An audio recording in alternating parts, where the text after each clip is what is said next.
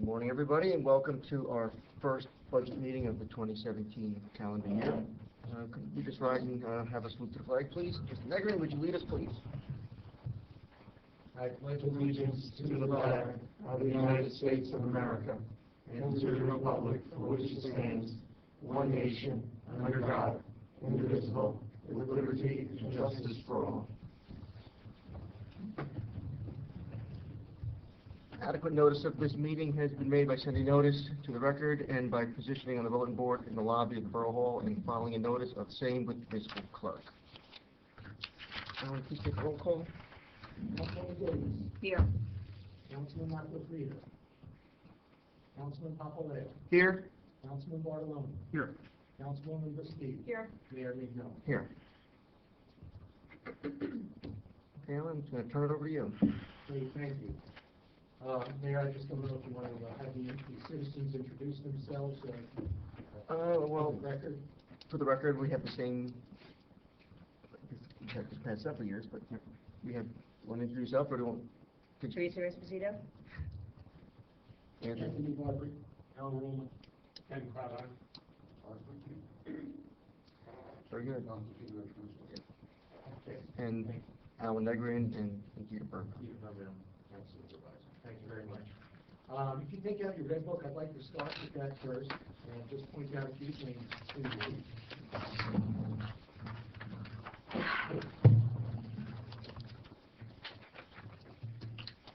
This is your budget notebook. It will have a section for correspondence that we received during the week. We will have a tab there for you to file some paperwork that we will hand out, called position summary. And there's another section for the capital has all of the backup documentation to the spreadsheet that you'll see, which summarizes all of the capital requests for this year. There is a calendar on the left-hand side, it's a tentative calendar. The mayor and council will decide every future meeting date based on our activity and our progress. So we'll make an announcement or confirm the calendar as before we discuss today. Please note that we have two targets here. The first one is to introduce a CAP ordinance, hopefully on January 17th. The state requires that we introduce this prior to the introduction of the budget. The budget date, we're targeting February 21st. So these are tentative dates right now, but please keep those in mind. And we're going to discuss a little bit about the CAP ordinance as we go through the correspondence. Okay, looking at the correspondence is numbered in the upper right-hand corner. So I'm going to flip through those and just make a comment. We're going to go through them very briefly, just so you know that's what's here. You can take these books home to study the material. If you do so, then we will have the handouts for you to place into the notebook the next time that you come. So number one is the adoption of the debt policy. We're going to go through that in detail perhaps later on today, so I'm not going to spend too much time on that. This was discussed with the Finance Committee several weeks ago, so that's there for us to take a look at. If you go to number two, these are financial graphs or trends that we put together. We're working from the back of the notebook.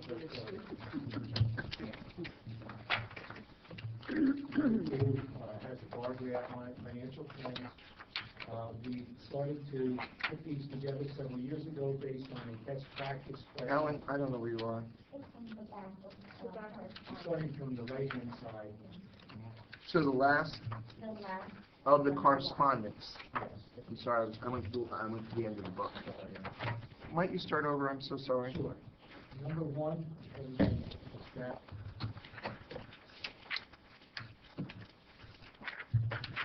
Start from very back of the It says consolidated budget appropriation. Grab. Start at at the back of the correspondence tab. Your left hand is on the, is close. So,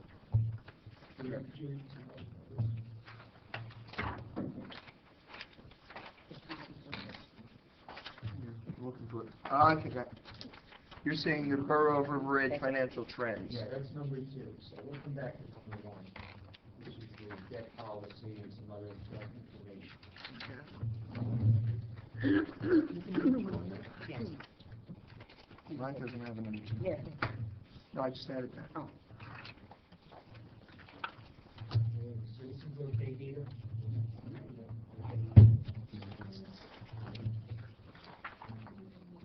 Okay, so this number 2, these are a series of financial trends which give a brief look at our finances in various categories. It's based on a best practice question from the state of New Jersey.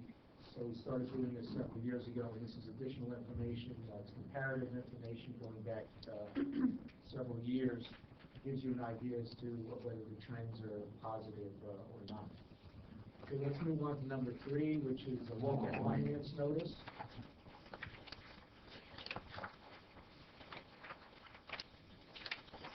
And this local finance notice, you'll see, has information about the budget.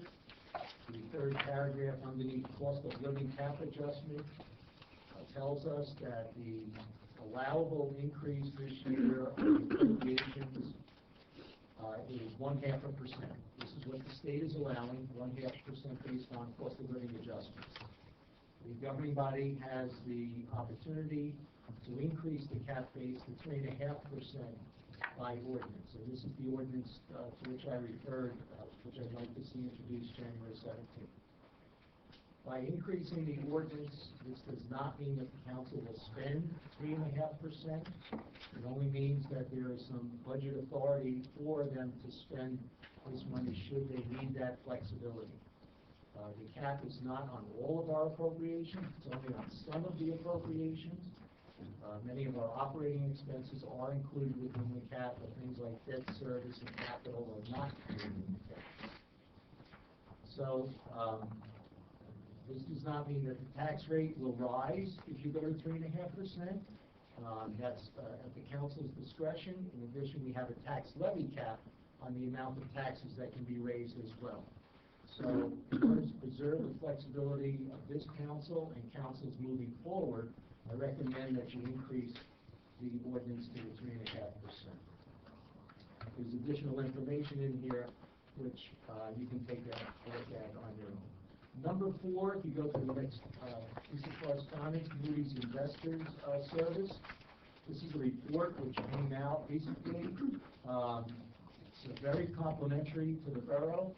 You may want to take a look at this. I'll just read into the record the credit overview. The credit position for River Edge is very healthy, and its AA3 rating matches the U.S.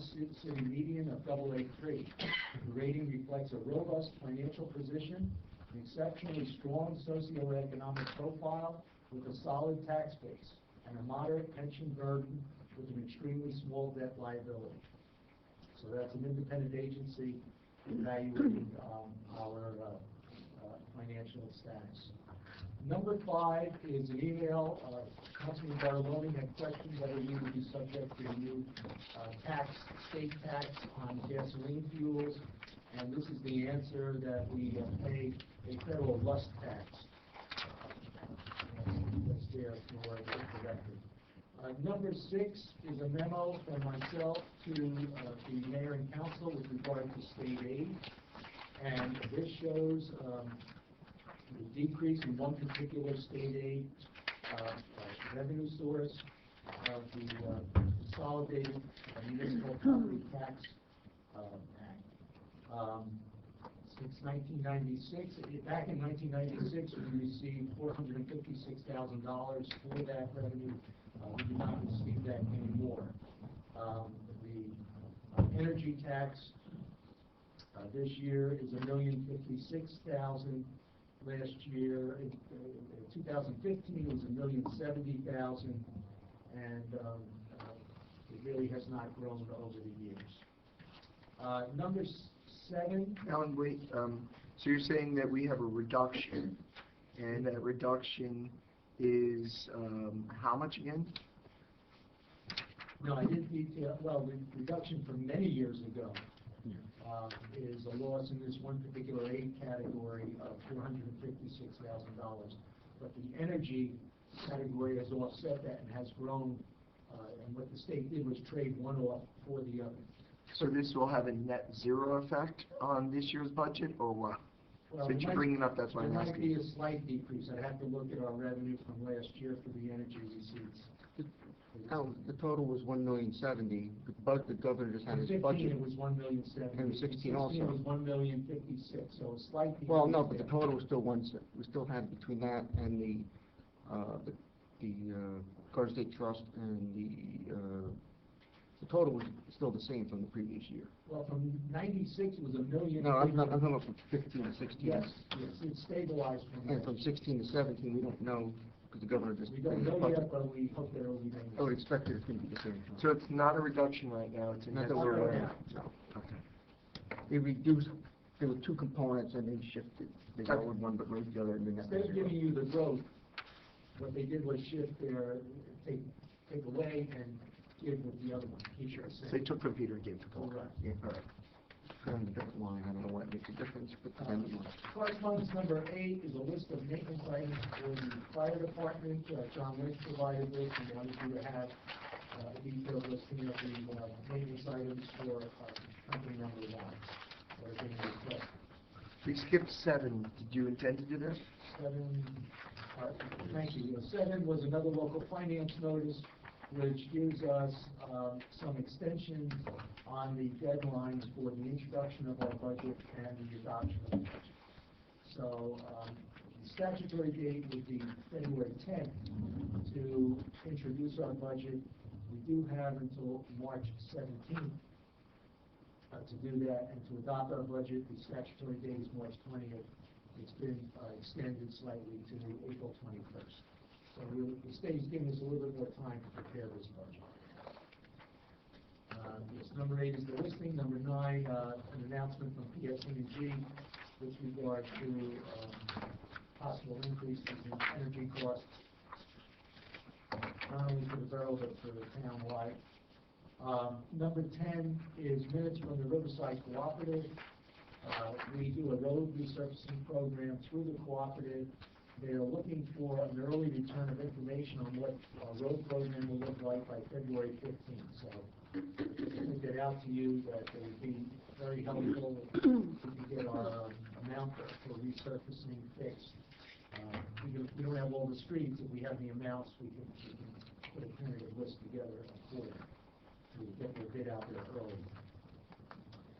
Number 11 is a notice from the Northwest Bergen Central Dispatch as to some increases in costs for our 2 contracts through their dispatching station, and the budgets have been, the respective budgets, police and fire, have been adjusted for that increase. Number 12 is a series of pages. We may get into this at a later point in time. This is a list of our outstanding ordinances that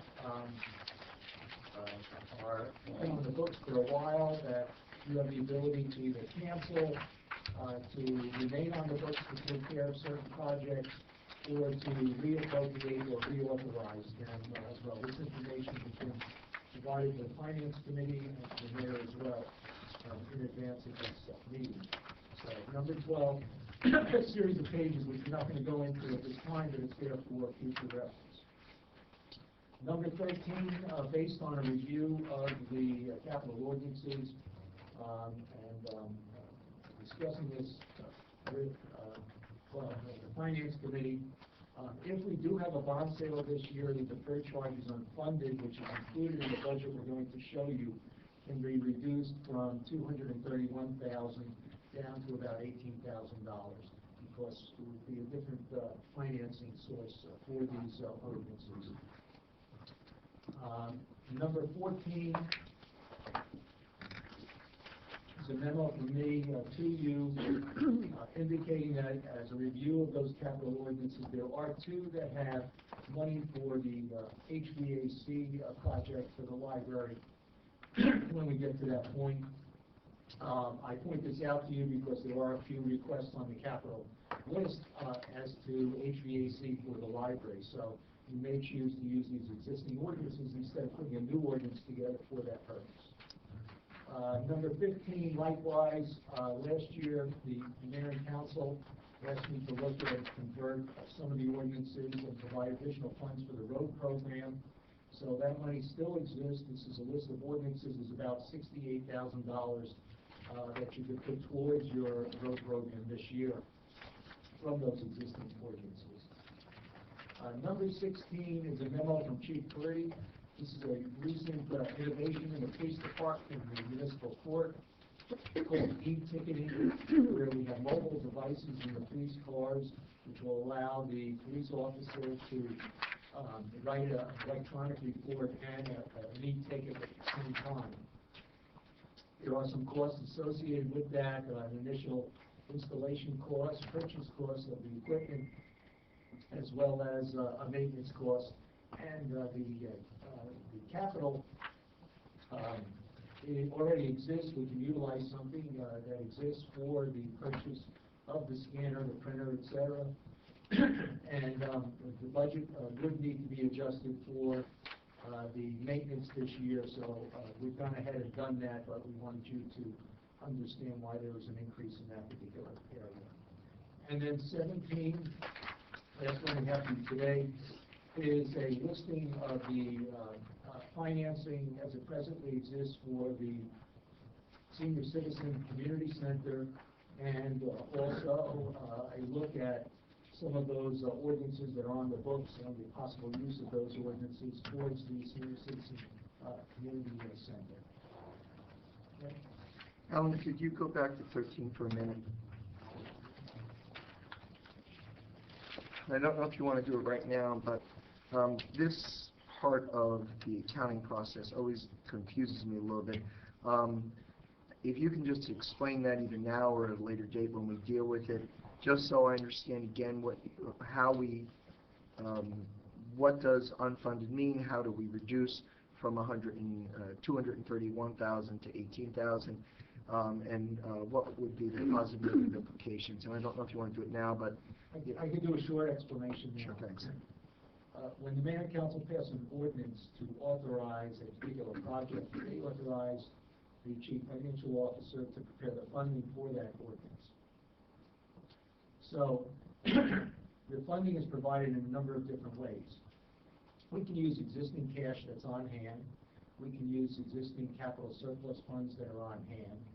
We can issue permanent debt, which is long-term debt, which provides the funds from a bank or a brokerage house to fund those projects. Or we can issue a short-term note to provide that cash. In addition, the council, as a pay-as-you-go method, can include some of the raising of that money in their municipal budget. The state of New Jersey considers an ordinance funded when you have permanent debt issued, or when you have debt come from a capital improvement fund or capital surplus, or you raise that money in the budget. Short-term notes do not count as funding your deferred charges on funding. So the mayor and council, and this has been in place for 20 or 30 years, have had a philosophy of borrowing when they had to, and when projects are of such amount of money that it would be prudent to borrow the money, or when the interest rates reflect that, or when it's prudent to have future taxpayers pay for a benefit that is going to be done immediately. In addition to the borrowing side of this, the mayor and councils have very prudently tried to raise small amounts of money in their municipal budget or pay off some of these bond ordinances over 5 years in order to avoid borrowing for that money. So this $230,000 represents roughly 1/5 of the bond ordinances that you would need to raise to stay on a program of reducing the outstanding ordinances by 1/5 each year and not having to go borrow those. You can certainly do less, but that means you will do more borrowing at some point in the future. We've always done something, and we've always done pay-as-you-go for small capital items as well. So if you have a bond sale this year, and you permanently finance some of these deferred charges unfunded, then you won't need to follow this practice of putting 1/5 into the municipal budget and trying to pay off these ordinances. So you can reduce it back to just some of these smaller projects, or some of these that have a mixed use with special assessments where it's not prudent to go out and borrow the money. But the second part of that consideration is looking at what the increase in the debt service will be in the 2 years out when we have to start paying it back. Correct. Which could be more than the $200,000 that we're paying this year, depending on how much we want to bond, refinancing. Correct? Well, if that's a comparison you would want to make, Mm. but there are other considerations to go into permanent bonding as well. Resurfacing a street, again, you may want future taxpayers to pay for the benefit of a new street that they'll have in 10 or 15 years. But at the end of the day, it all comes back to impacting the tax rate. So it's whether we're going to have a longer term issue, or because right now if we raise that 200,000, right now that's a $56 increase on the taxes just for that $200,000. Right? As opposed to if we bonded it, we don't know what's going to happen in the out years, and let's look at that table and see how it's going to increase. I don't think the pay-as-you-go has worked as well as we had expected it to, because the debt still seems to be increasing over the past 10 years. Any other questions? If not, we can move on to the next. Thank you.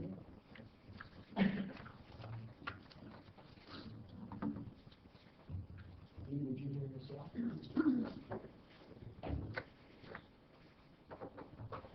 We'll put it up on the screen.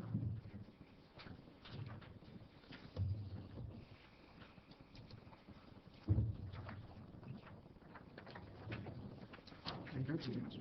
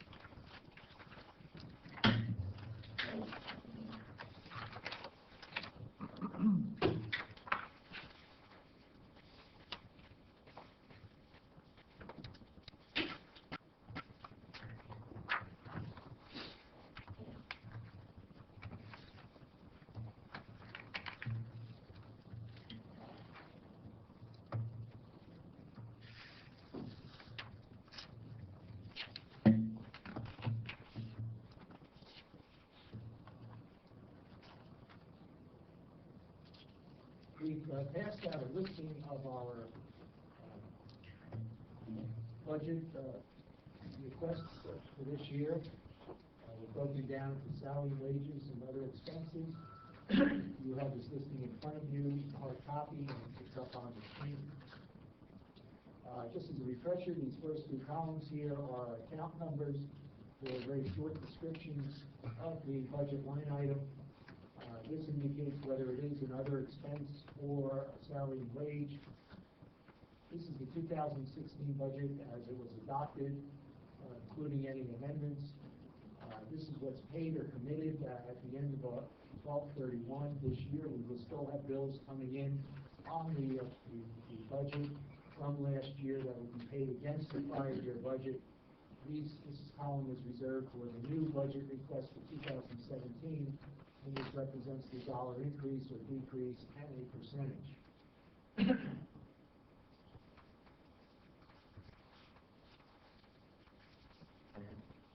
is a complete listing. I'm not going through these accounts. The detail on these accounts, as the budget was submitted, has been sent to you electronically.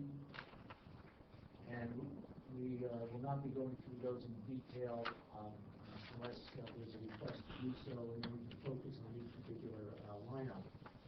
The down totals for this year, we have prior year budget, 15,269,888.62. Again, this is the paid or committed line. The current listing of budget requests is at 16,248,486, an increase of $978,598.32, or an overall increase of 6.41%. Down here, we break it down. We compare the salary and wages. That represents a $283,000 increase, at 4.47% increase.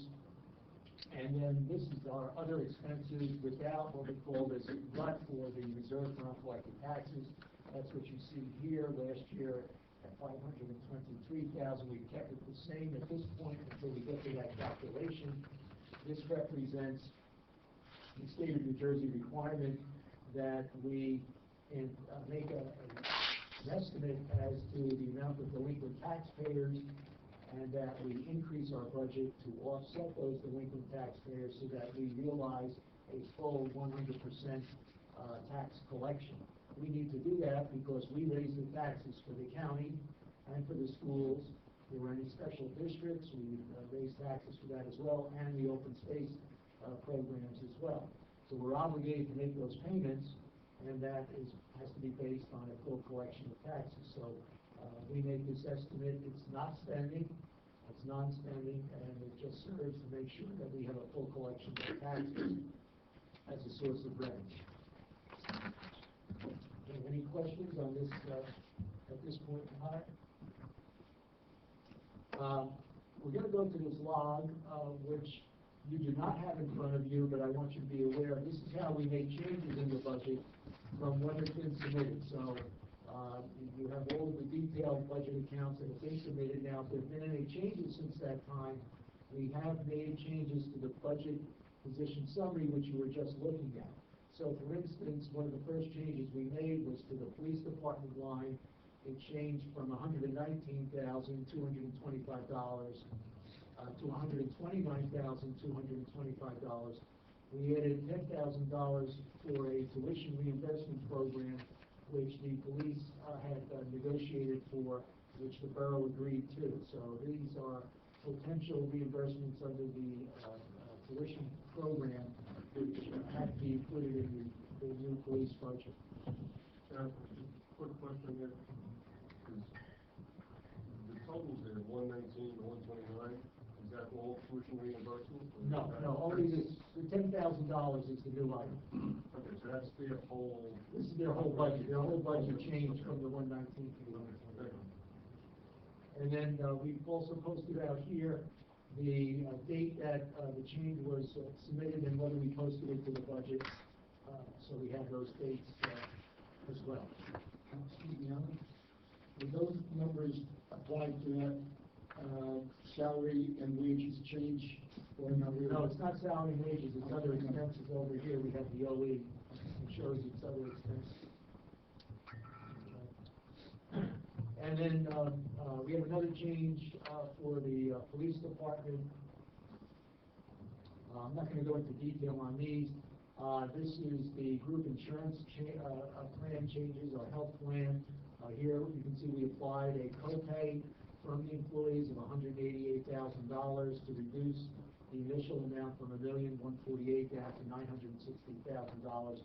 And then we have to do various allocations to the library to account for that. Here's a change in the capital improvement fund. The police department submitted a revised estimate for the police range recommendation.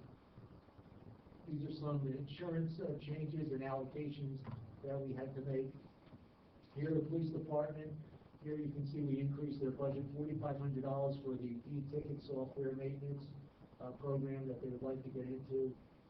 The snowstorms that we have, John Lynch bills the county for the salt that we use on the county roads and the time spent by us to apply that snow clearance. So we get reimbursed for that. We have a revenue in the budget for this, and we also have to include the the expenditure side as well. This is the Recreation Department requesting an increase for the AEDs, and this is the portion that has to go into the operating budget, there's a section in that. So these are the changes that we have so far, and each time we meet, we will, take a look at this so you're aware of any changes that may have taken place since the last time affecting our appropriations. How do you choose highlighting the improvements from what you told? Highlighting the wrong, those numbers? Well, I wouldn't do that at this point because you have some of these different allocations in here. Some of these are trade-offs. But, I mean, you're looking at some increase of 10,000, 14, 16, 18. So, everything less than $29,000, $20,000 increase in requested instrument. Yes, all of these have been posted to the budget that you have at this point in time. All right, next we'll go to capital, and I'll hand this out. Before you go to the capital, Sure. going back to our, I'll call them our fixed operating costs. The health and care, the health insurance, the pension payments, those things. Are we good on most of those numbers at this point? Okay, here are your pension payments. I mean, they're based on are the estimates, or do we actually know these numbers at this point? This is an actual number. The public employee retirement system is run through the police department. So here you can see we're going from 318 to 349, an increase of $20,000.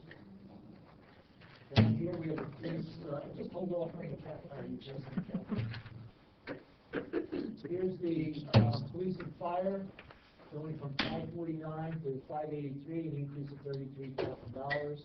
And we have a $1,000 increase in the defined contribution program over here. So there has been $54,000 increase on the pension side.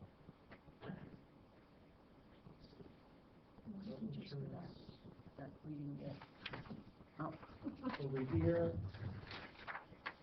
it's a little complicated with several different insurance lines on the group health insurance. You can see last year we were at $1,015,000. We're down to $921 over here. This is the library portion, $40,000. That's down slightly. So the health insurance line, and I don't believe we'll have another one where it's outside the cap this year.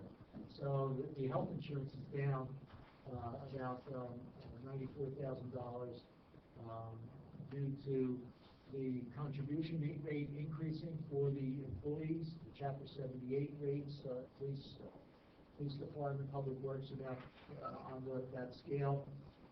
They're contributing as well.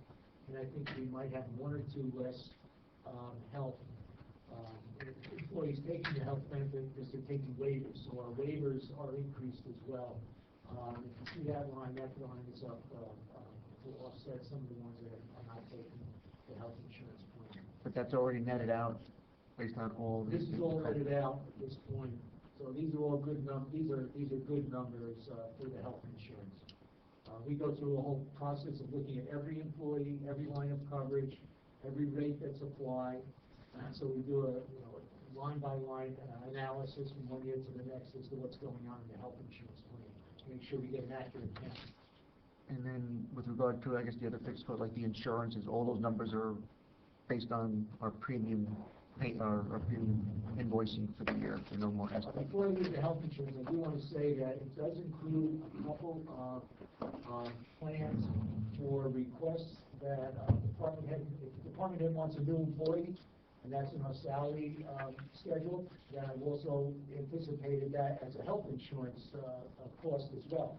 So depending on what you do on the salary side with the request for additional staff, that would reflect the health benefit side as well to a certain degree. And with regard to liability and workers' comp, yes, these are all numbers that have come from our risk consultant as to premiums that we will be paying in 2017 for many of the policies that we have, as well as the coverage by the joint insurance fund. These are numbers from the joint insurance fund. There is a slight increase in this coverage as well, but you can see there are ups and downs depending on the line of coverage that we're talking about. Again, we break out the library. This is the library line for library insurance, for the liability insurance, and we break out the workers' comp for the library as well. We do that to capture the library costs because there is a requirement that we provide at least a third of a mil to the library in terms of support, and there's an advantage under the cap law if we show this separately, since the library is outside of the appropriation cap restriction that we have on the rest of our budget. And then the Can only I other just item. go back to where you said about the new employees and that you figure in the health benefits and all that? Are you just guessing that somebody may want, or are you aware of?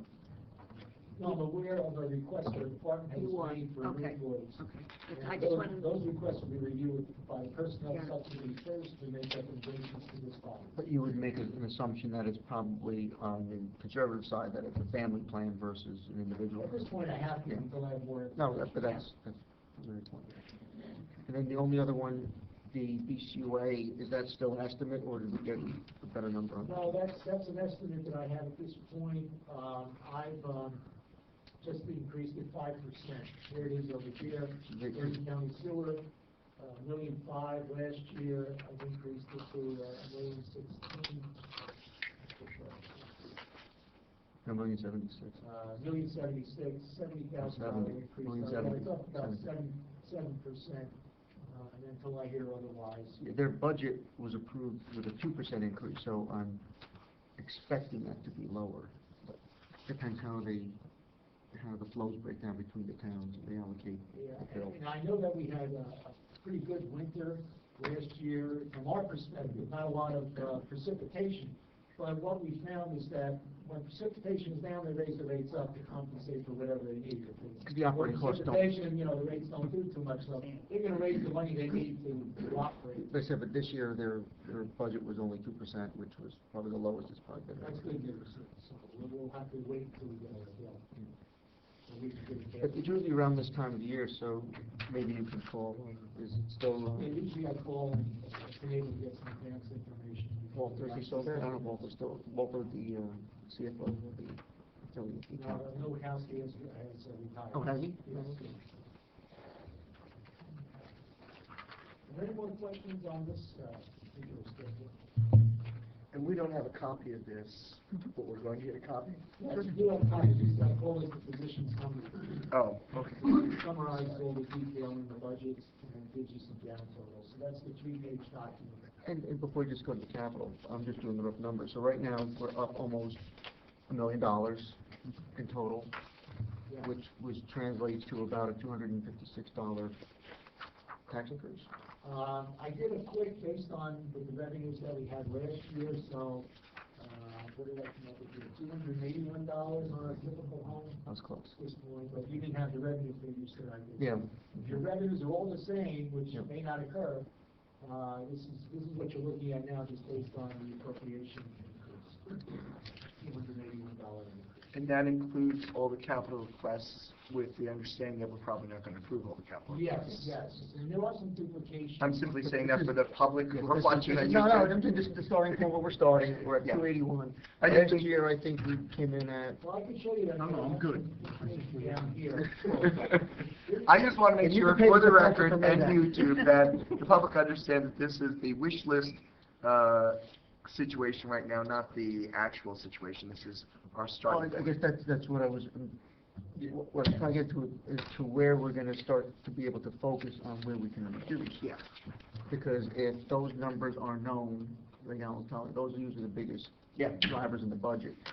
So whatever's left over, and when you start looking again line by line, it's difficult to start reducing it. In the yellow area, if you look at it, Mayor, this would go to your point that in 2015, we were up over $1.4 million, and we ended up with a $312,000 increase. Last year, our increase was $120,000, a little under 1% increase last year. Yeah, it's a tough starting point, but there's a Better lot that of wall, work but done to it's- get down to this. But we're in an easier position than we were a year ago. Okay, moving A on little to bit. capital. It's all relative. Yeah.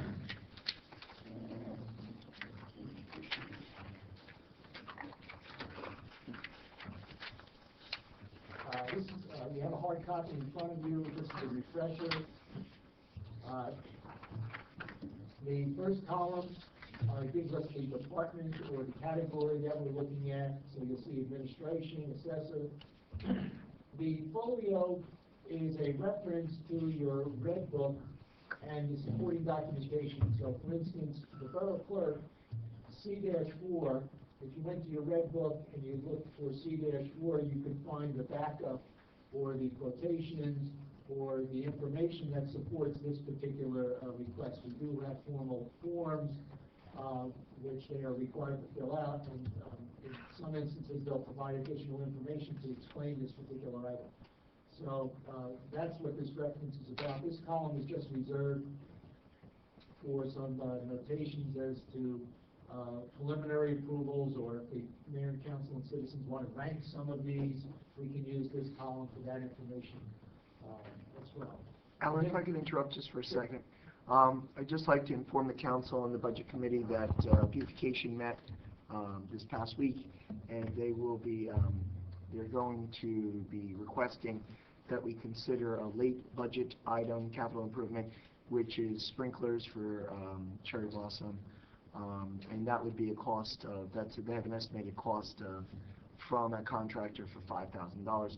They're also going to include it in open space, so to give the council flexibility if they choose to fund it, whether they choose to fund it from capital or to fund it from open space. So I just wanted to mention that so everybody is aware of that. Welcome. We'll make that part of that.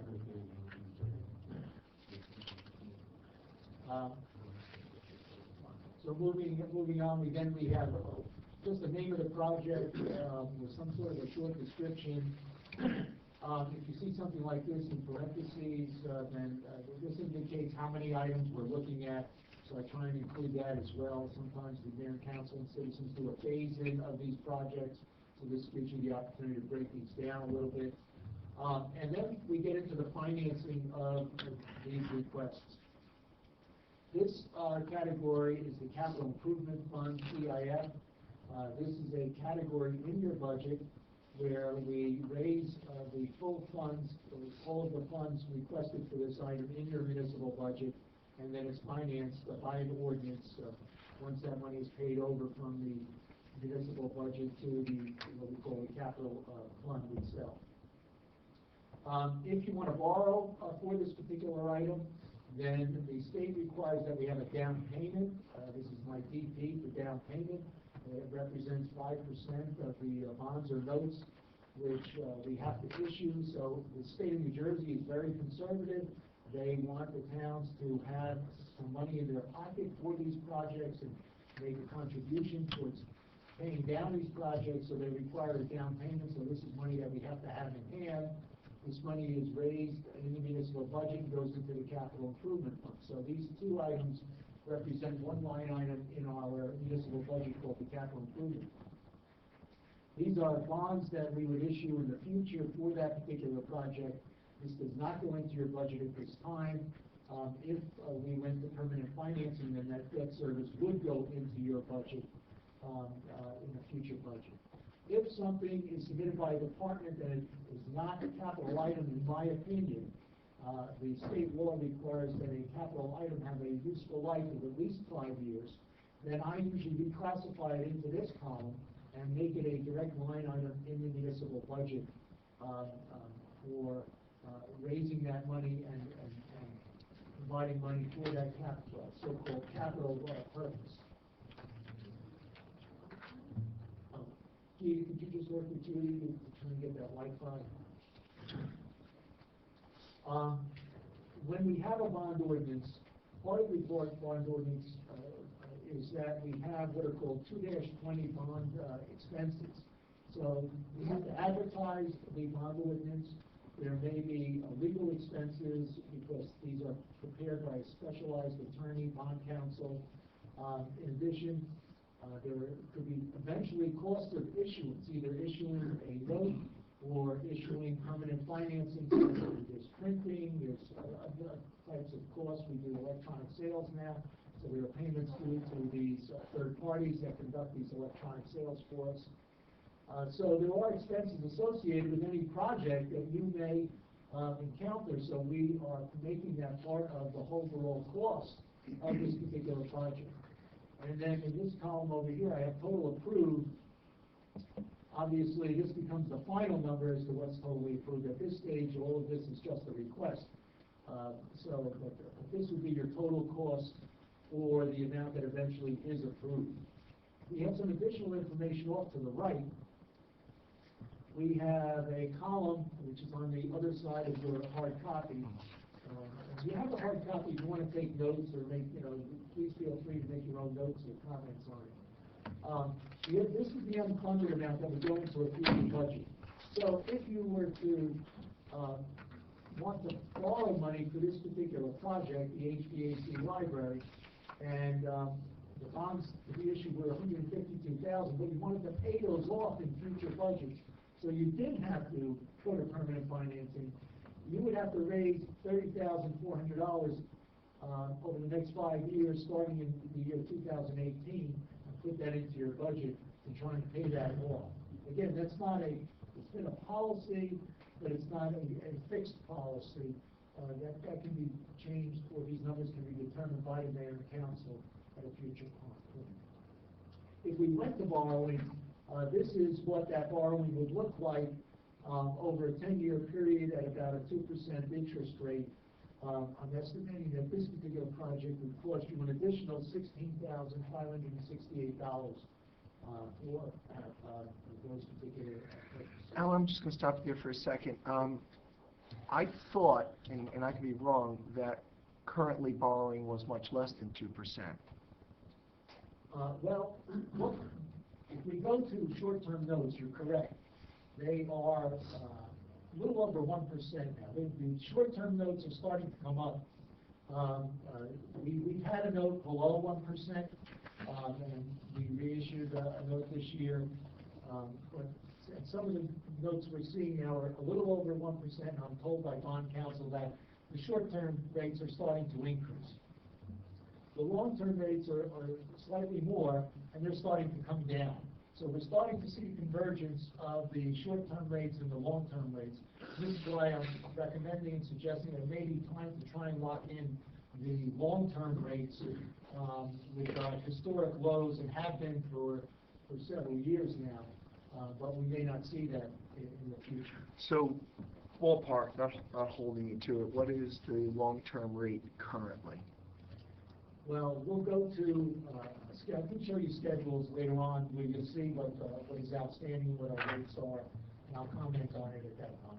Okay, so you'll give us what the market value for long-term is at that time? Yeah, we'll show you where we stand right now and what the bond council sees. Okay. I'll make a comment on it. All right, coming back to these particular projects, we'll just come down here, I'll make some observations. We have the listening device. We have two quotes on library HVAC. One is from Darrell, the library director. One is from John Lynch. So this really is a duplication. In addition, I've already pointed out to you in a memo that we have some existing resources for the library HVAC. And for the record, the mayor and council have looked at this and feel that we also have to consider the Senior Citizen Community Center as well when looking at the overall picture of HVAC maintenance and funding going forward. Al? Yeah. Which number is Darrow's and which one's John's? I have to go to the document in the book to let you know. I think why should I guess? Why should I guess and be wrong? Let me let's see if I get that here.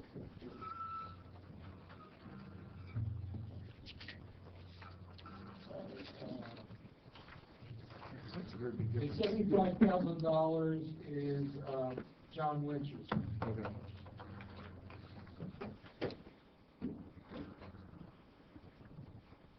Then we have buildings and grounds categories, these are submitted by various departments, that really fit into a general buildings and grounds category. We have lighting for fire company #1 Truck Bay. John has done a replacement program of the windows here in Borough Hall. You can see some of the new ones to make us a little bit more energy efficient. So he's proposing to do a little bit more work on some windows in Borough Hall, replace those to capture the energy efficient savings. This is the DPW. Before you go forward, Alan, the three items we just looked at, the HVAC, the lighting, and the windows. DPU has started the direct energy program again. It's 70-30 split. I would suggest that we call them in and we have them do the evaluation. And we'll only have to pay 30% of those improvements.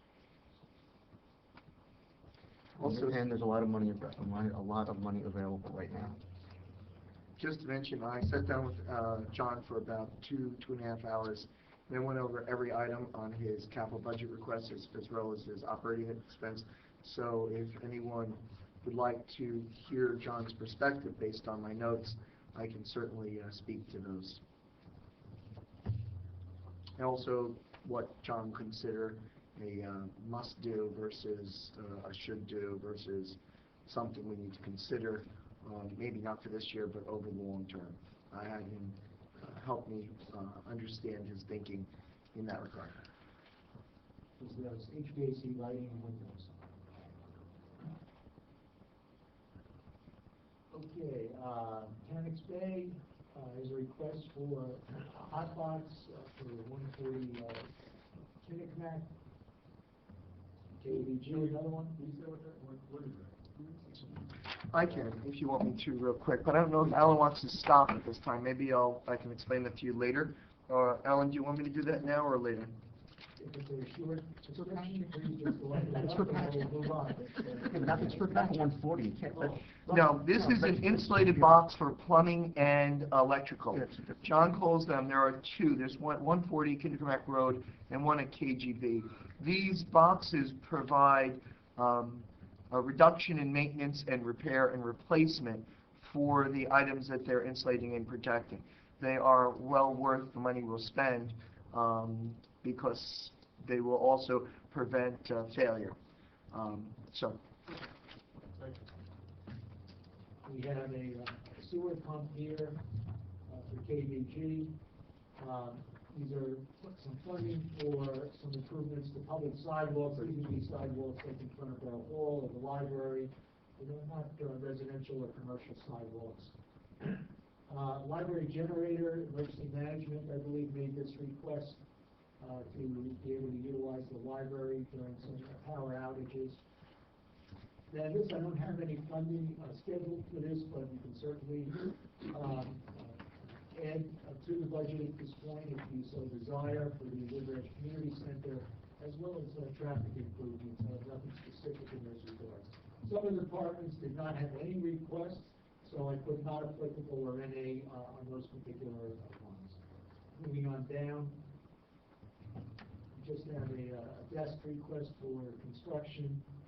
These are DPW requests, a hook lift vehicle, utility truck, light towers to be able to work at night, a backhoe, light bars, and some new radios for DPW. Finance, we have a computer system. Last year you approved a budget for tax accounting software conversion from our existing system to what's called the Edmunds tax system. The finance side, we're looking at doing that at the same time. So we're seeking financing to put in place so we could do a computer software conversion for the finance side, the receivables, payables, etc. From the fire Al, department. sorry, Al, we use Mutadex now? What's that? What do we have now? We have Unidex for the accounting side, we have what I call InfoComp for the tax side. So, but we can have separate reports on those at a later point. Does this suggest, or would it make sense that we need to upgrade our hardware at the same time? Well, that's what I would assume. Most of this is going to be, a lot of this is going to be hardware, because these new companies that come in, they switch everything out. But that's not, so that's software and hardware, there's not a separate cost? I'm sorry? Yes. It's both? Software and hardware. These are fire department requests. So these all come from the fire department. Siren system, radios, rescue rope, and some Knox boxes for the keys on the outside of the Go building. back to the siren system, is this the old system that we were talking about for several It's years? like God system, it's like the God system. Might be time to consider that. I'm actually sitting down with them on Wednesday night to go over what they really, really, really want. Okay, health department, just a printer, then we get into the infrastructure. We have two road requests here. One is, prepared by John Lynch, one is by me. I'm not the engineer, I'm not the superintendent, so I come up with my own estimate, and then it's reviewed by the superintendent and the borough engineer. This is the area that we're looking for some sort of an early approval on, as to a number to do for particular roads. And I think there's a street listing in your book, if you go to C9 or C8, you'll see a street listing in your book on this one. So if I could just speak to that for a moment, and of course we'll come and have a longer conversation about it. I've had several conversations with John over the last year or so, informal conversations before liaison and now that liaison. And one of the things that he has stressed to me over and over again is that we're still recovering from the years where we underfunded the repaving of the roads. And so he's still playing a lot of catch-up. Now, the hot box that we bought that provides the hot tarmac has saved the borough a lot of money, and he actually gave me some numbers. I'll speak to them later if you wish me to. It is a great benefit. But he feels that two things are important for me to convey to the council and to the budget committee. It's first is that he kind of sees $350,000 a year committed is as a minimum, and that he would also, even though we can't do this because we can't find future councils or budget committees, that $350 going forward every year, so he can finally catch up and then maintain the current the roads in working condition without having major and regular repairs, which take manpower, which take money.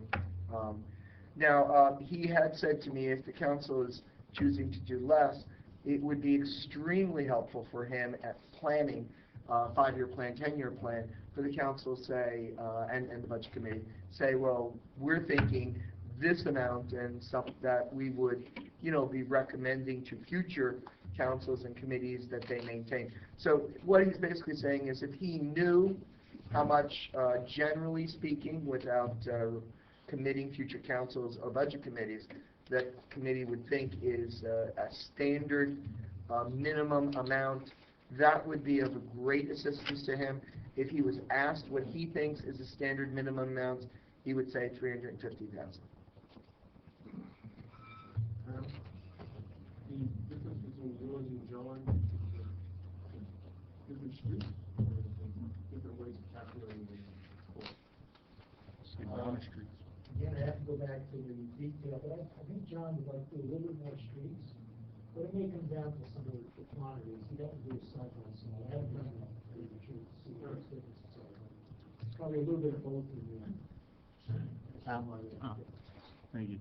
Just when we're looking at this, I mean, obviously, one, I think it's helpful to have an overall thought as to how much you want the capital budget to be. And two, obviously we have to prioritize, and one of the priorities I think we have to make this year is, are we going to finally fund, to make it project ready, the community center? And if we are, then we need to fill in that number. If you look at it's memo number 17, it's the first one after, in the capital section, you can see that the mayor sat down with Alan, some prior ordinances where there's money available, and then obviously if you go back and you look at some of the other memos, you'll see that those same ordinances are discussed to fund other projects. So you have to look at these and say, well, what is the priority this year? Is it roads? Is it, whatever else, the big ticket items that are up there? But if we're going to do this, we have to fill in that number, and then I think maybe work backwards. I would state, for a town of our size, 400,000 is very, very high in terms of what a normal town of this size would allocate annually for paving. That's about what we allocate in Fort Lee. I'm talking about 4 times the amount of roads and 5 times as big of a budget. John says 3. What is it, John? 350, you said you would think was a I minimum? would probably be more comfortable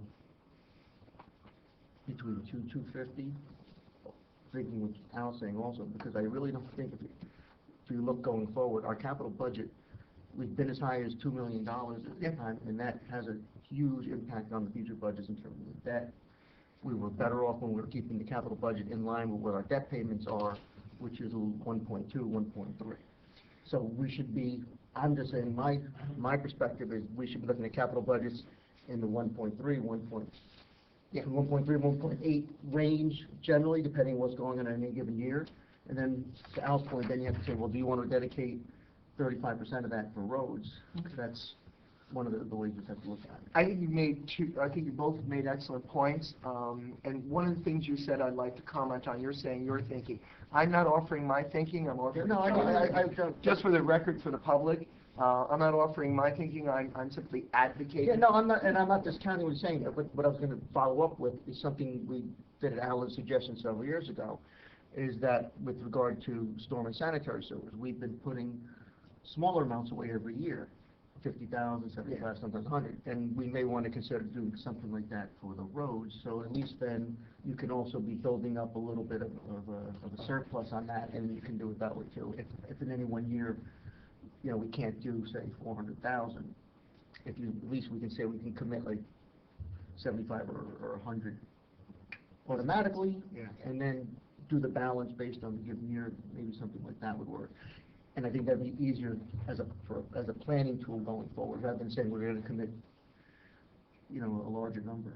I think John would be thrilled with that. From my conversations with him, I think something like that would make it a whole lot easier for him to, to do a good job. I mean, as we know, John is very concerned about doing the very best job he can for River Edge. That sort of planning tool would, I think he would be very grateful for. The other, just one point, the other paradigm I think, and Alan and I have talked about this, was we tend to think of paving in terms of street lanes, right? But that's not always the best way for us to look at it. And case in point for me was a couple residents had mentioned about Valley Road, particularly towards St. Peter's, between St. Peter's and Howland. And because that's part of Valley Road, the whole thing, it never seems to get a high enough rating to warrant paving the whole street.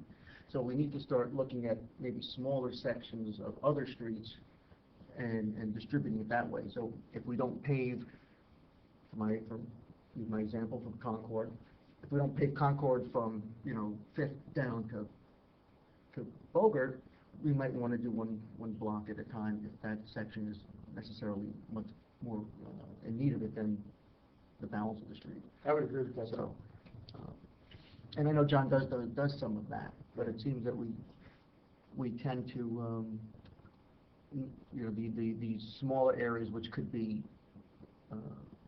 worse than you think are not getting addressed because we're waiting for a bigger project.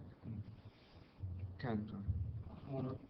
One was, I was just gonna bring up the same point because I'm in that world and I watch what happens in large DOT, replacements and stuff. So yes, the answer is, even the DOTs on statewide budgets don't necessarily go, okay, I gotta repair this whole stretch of roadway.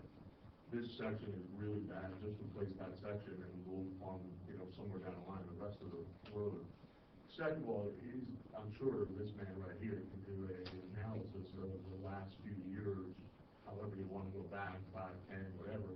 What is the typical average we've spent in this process, right? So maybe it is 200, maybe it's, like you said, maybe it's 4.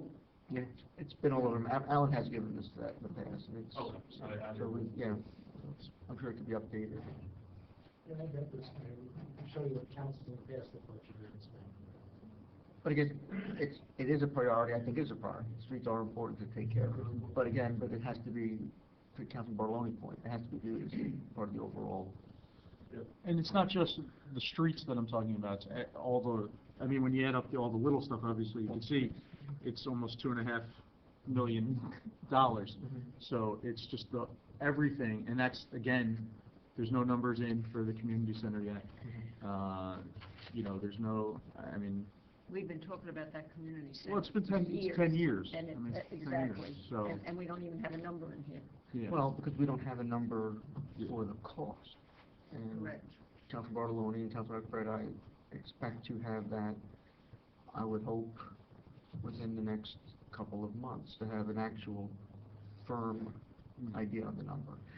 Then once we know that, we need to, like I said, I already sat down with Alan to see if there's older capital which we could reappropriate. And when we decide if we can do that, then we'll know what the balance is. That number would have to come into this budget. If we don't get to that point by the time we have the budget, we will have to put a placeholder in. So And at this point, I'll throw a number out there. It's going to be probably $500,000.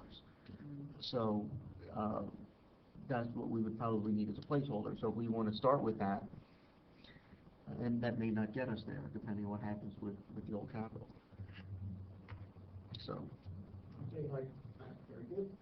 We can come back to the infrastructure. Grove Street parking was a project the council looked at several years ago. I don't know if you're interested in making a contribution to more than what's existing down there. So this line is here with no funding at this point. In addition, there have been discussions over playing field improvements. This provides for the line here if you decide to do something in that particular area. Stormwater bars and grates and heads, this is part of our stormwater required maintenance by the Department of Environmental Protection. The sewer subcommittee is recommending that we raise some money, not only for the emergency sewer repairs that we've had to make throughout the town over the last several years, but also to make sewer improvements and storm drainage improvements throughout the town where we can. So this has that in mind as well. John Lynch has given us his number, and I'm not quite sure that would need the details of what that represents. But the sewer subcommittee, there are minutes as to what the listing of potential projects is for that recommendation. The sidewalk pilot improvement program is to put money aside to try some sidewalk repairs, which might be a different approach than just replacing the entire slab.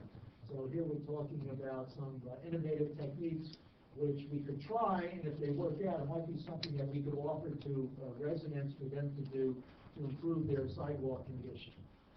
Mayor, for the last several months, I have been working on an update of our transition plan, and I do have something, a perspective look of how we might deal with some of the sidewalks, which I'll be bringing to the council this year. So this ties into sort of the first step of looking at the sidewalk improvements, which the mayor and council will look at this year as part of the update to the ADA transition plan. Then we have some library requests for security cameras, Wi-Fi, and to have a public meeting room, their conversion. And then the police department has several equipment requests, as well as a large request to renovate and repair the pistol range. So I'm sure that will get your attention as well. Let's come down to the down totals here.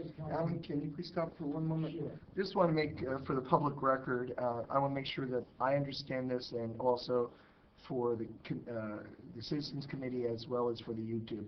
Currently, you have a list of 2.5 million for capital, but that includes a double charge for the library, a double charge for road resurfacing, and a double charge for sewer and storm drain.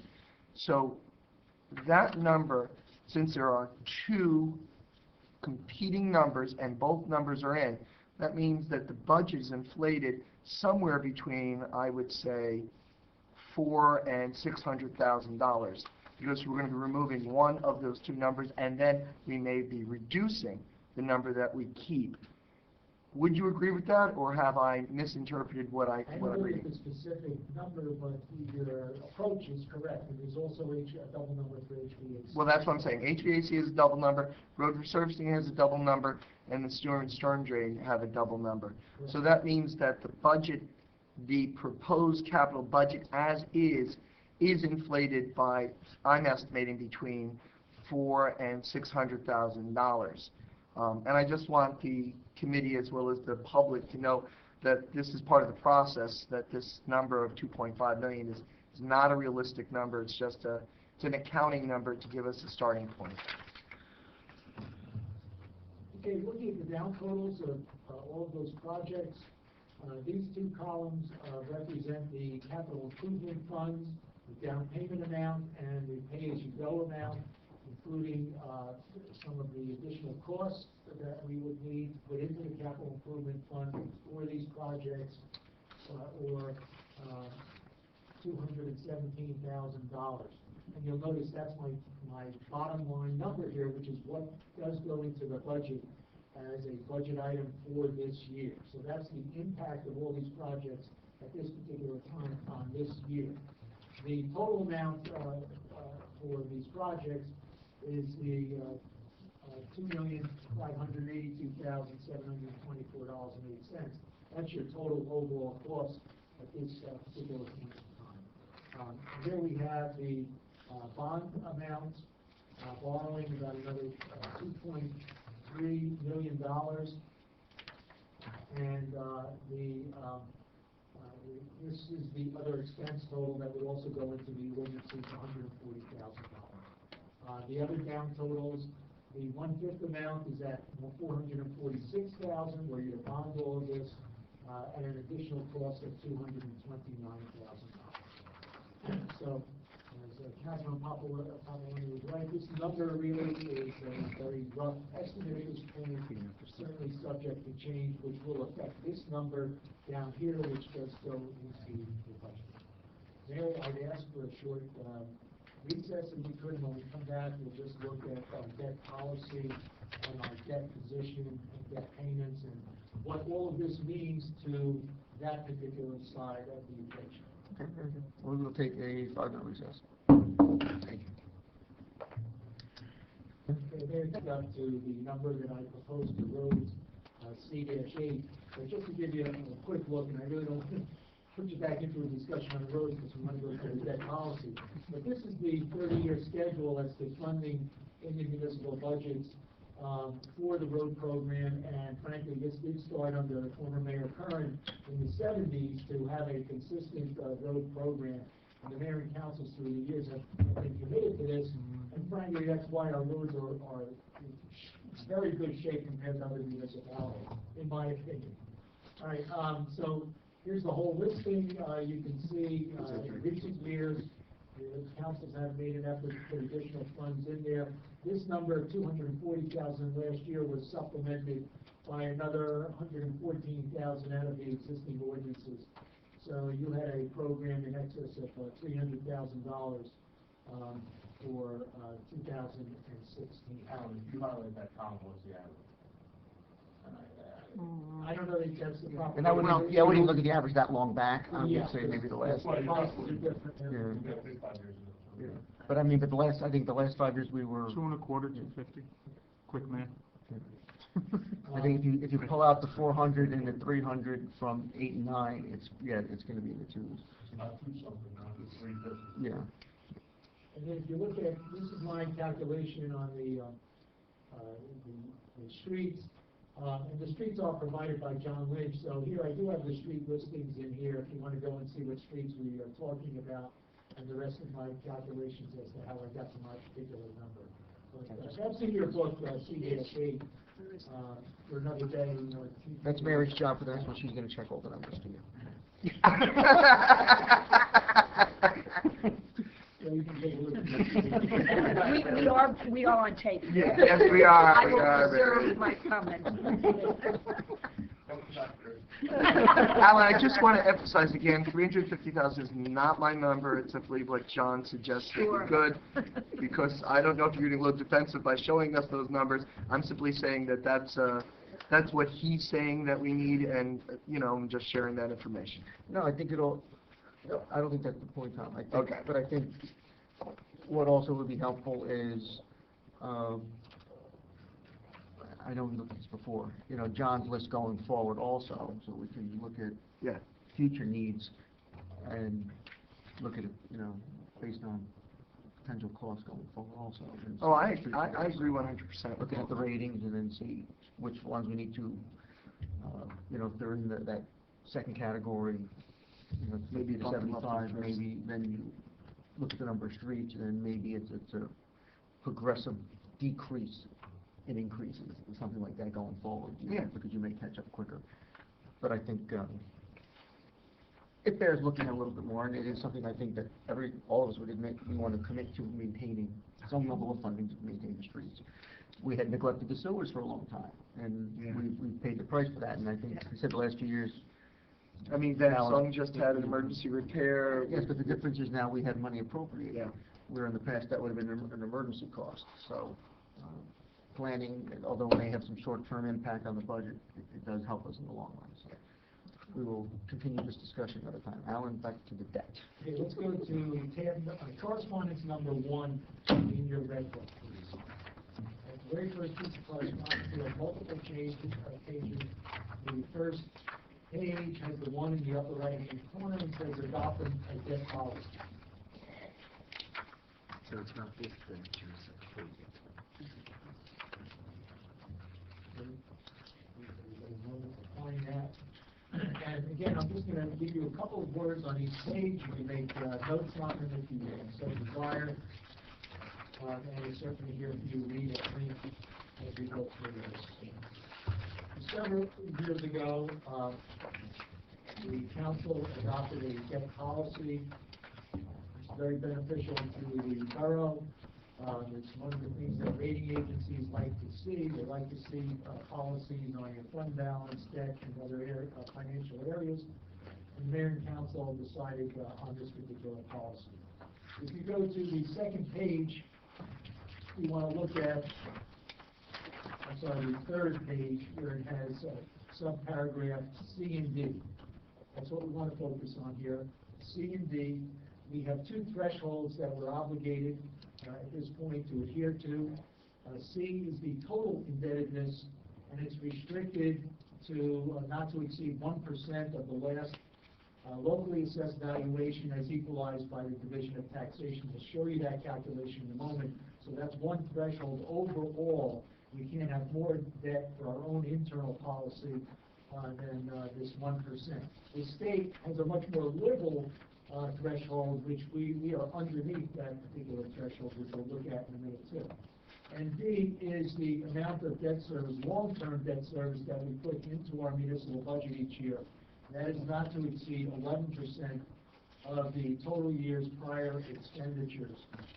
And we did change that slightly with an amendment to this policy to the paid or charged number out of our municipal budget.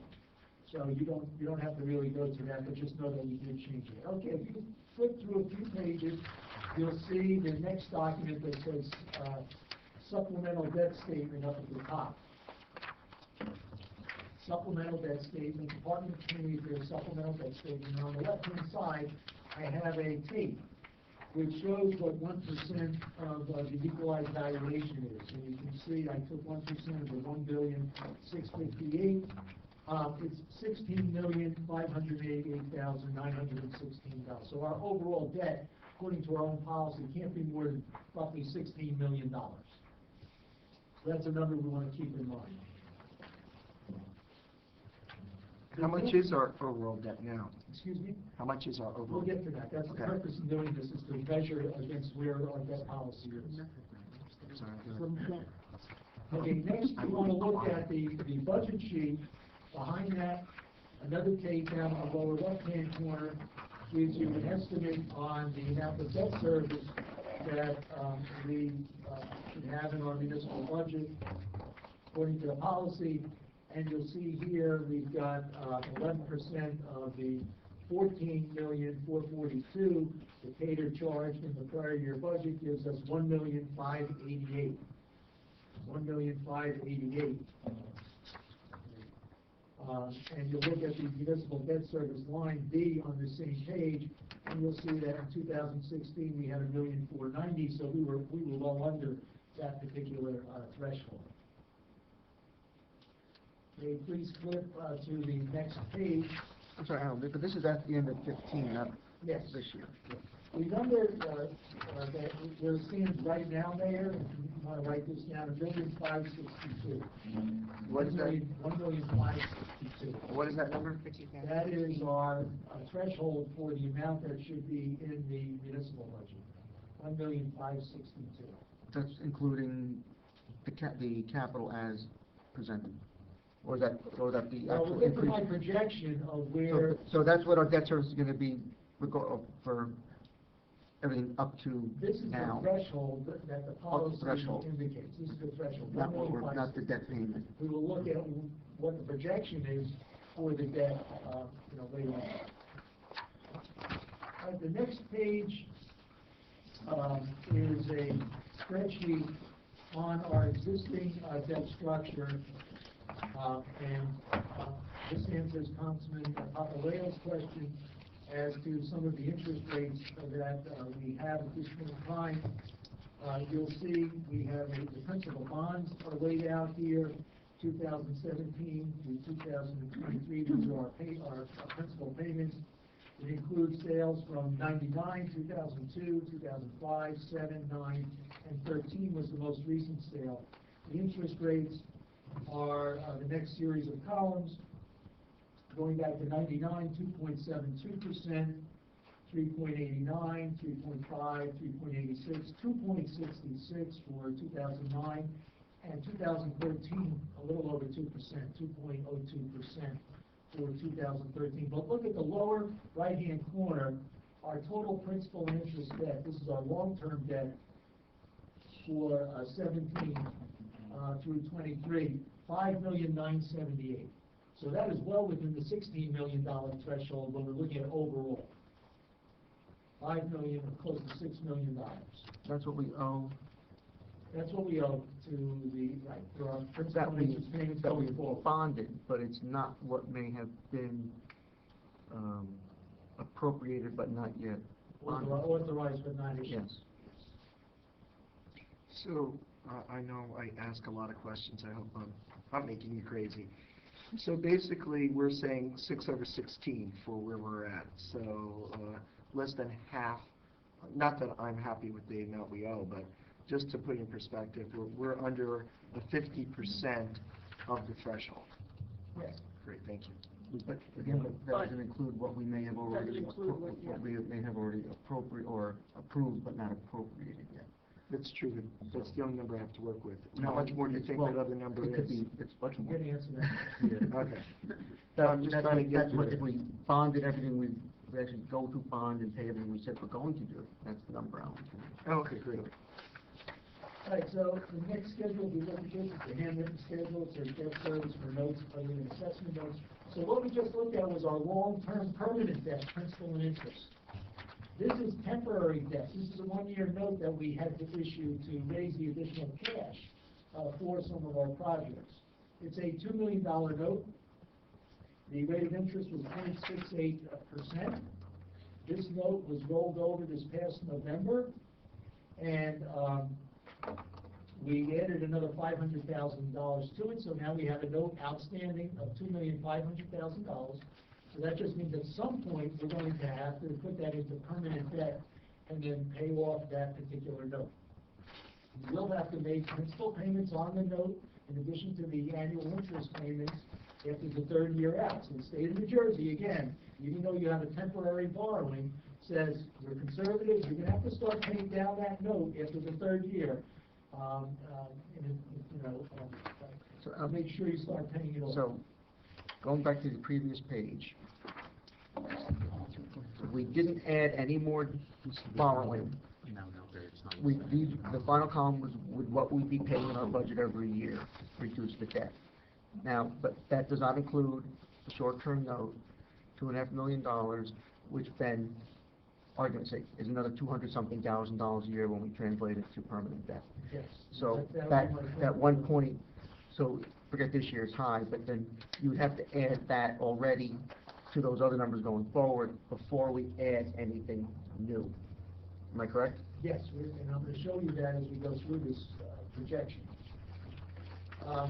Councilman Papaleo, the recent interest rates in November were 1.07, 1.75, 1.5, and 2%.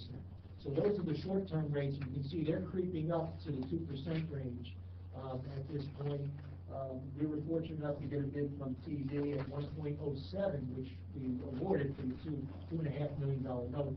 But the market is looking to push those rates up slightly in the short term. Just because I don't want to forget it, and I will if I don't ask right now. Just looking at the, I guess the notes from the 2007 and 2009, is there any ability to refinance that debt? Would that result in any type of savings? I mean, because we have an interest rate of 3.86 and 2.66, so if you can refinance that debt down to the 2, that might result in a... We've looked at that in years past, and it doesn't meet the certain threshold requirements to do that type of a refund.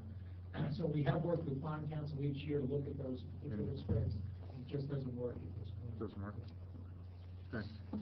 Can you Let's move on to the next page. Well, before you do, you said that short term was 1.07, and then, did I hear you right, 1.75, 1.5, and 2.0? Yes. So those it are seems a the little other- volatile, because, Those are the other rates that were submitted, but what it indicates is that the market is moving up. It is. The other bids are yeah, moving because up closer. one bid is half of the other bid, or the other bid is double. The first bid you mentioned is half of the last bid you mentioned. So just for me, is the market normally volatile like this, or is this what you're saying just the trend? I think this is the trend. Okay, thanks.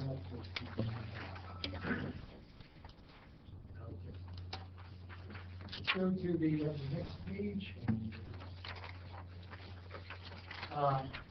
This is the amount of capital cash. As you have in your book at July 31st. At this point, we're looking at about $753,000 in capital cash that we had in hand, and that's why in the fall of last year, we borrowed an additional $500,000 for the projects. We ended the year, you don't have this in your book, but we ended the year, if you want to mark it down, with $657,000 in capital cash. So we spent additional monies during the fall. We ended up with cash in the capital area, $657,000. Obviously, that's not enough money to fund the projects that we were looking at that are on the request list at this particular point in time. But how do you quantify this? That's not capital surplus. This is money that's So not to be this spent. cash, this is actually cash that we have to work with to pay our bills. All right, let's go to the next page, which is the annual debt statement. I'm sorry, go back up, but with this, it didn't get spent, would that go to capital surplus? No, this is cash that we have on hand to pay our bills, so, this is for projects. Is it from operating, or is it from, Capital, the capital side. It's not our current operating. yes, but where did the cash originate from? It's From from those, bond and- all those bond sales from the bond anticipation note, that's where that cash originated. So are you saying that money is in a trust other account and? It's in a capital fund bank It's in a account. capital fund bank account. So we borrowed the money came in, we paid for the capital events, and this is what was cumulatively left over. Well, there's money there for projects that we haven't completed yet. Okay, so Things that some we of haven't it's already completed, been or earmarked. things we're going to undertake. Okay, great. Good for me to understand, thanks. But is any of that unallocated, or, I mean, is any of it available? That's the question, Well, for that, you have to come back to that other schedule where we look at all the ordinances and we look at how they're funded. Were they funded through the capital improvement fund? Were they funded through capital surplus, pay as you go? Were they done with borrowing? Have they not been funded yet? So that was that other schedule looking at, do we cancel an ordinance? If we cancel it, where does that money come back to? Does it come back to a, So are any of those ordinances that you're saying that we could use in this pot? Are we looking at the same amount of money, like, do we have more money than I think we do? Do we have less money than I think we do? Am I the only one? It's not, to your point, yeah, it's not exactly clear at this it's point. not dollar for dollar. Yes, Okay, yeah, okay. because we'll have to, The yeah. point I'm making is, I have to pay bills. I've got $2 million of projects out there, and I got $600,000 of cash. This is That actually- cash has to come from somewhere, if we're gonna keep doing. But when we talk about using money from previous ordinances, that money may or may not have been borrowed. Right. So Right. some of that may be cash that we can use, it may have been appropriated, but we still have to bond it and pay for it going forward. And that's not split out there. Some of them are funded, some of them are not funded. Correct, yes. Okay, the next page that shows annual debt statement. This does show, each year I have to put together an annual debt statement. This one is for 2015. I'll be issuing one over the next several weeks. For 2016, and you'll see here in the lower right-hand corner that $11,978,693. So that is our total debt outstanding, which includes everything, authorized, not issued, bond anticipation notes, everything. That's different than the $6 million number as the permanent financing. Now this includes everything that you anticipate doing as well as short-term borrowing. So this is $11,978,000. And this is made up of the $6 million in the permanently debt, the note, and $3 million of unauthorized but not issued debt. Now, my point here is, down at the bottom of the page, you'll see the 0.722%, still less than 1%. The state legal limit is 3.5%. So you are well below the state legal limit at $11,978,000. Our 3.5%, our capacity as far as the state is concerned, is $58 million. So your own policy is $16 million. The state limit is $58 million. So, Do we have a schedule or a summary of authorized but not issued? yes, we'll get to that. Just because I'm slow taking notes, you said the state, What actually is? the state is 3.5%? 3.5%. And ours is 1%? Yeah. Good, I think that's great. We would, if we had to fund that amount of debt, we wouldn't be able to pay every month budget.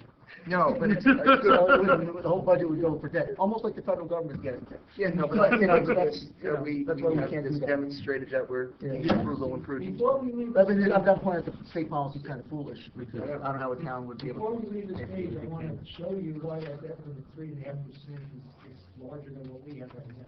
If you look at the top of this page, it's annual debt. It does say total bonds and notes local school purposes, total bonds and notes regional school purposes. You may ask yourself, why do we have to look at their particular debt when we're looking at our debt statement? If the schools have their own debt limitations, but because of the thorough and efficient requirement that the schools have an obligation to provide this type of an education, should they exceed their debt limit, they are committed to eat into our 3.5%. So our $58 million is there to cover our own municipal expenses, plus the contingency that the schools might need additional debt limitation from us as well. So I have to calculate what the school position is each year and factor that in. As you can see now, the net debt number, there is no additional impact on the schools. All right, let's go to the next page, where it says supplemental debt statement. I'm required to update that annual debt statement every time we do an ordinance that involves borrowing. And we issue a supplemental debt statement. And if you have this in front of you, after the full annual debt statement, I'll give you a minute to get to that.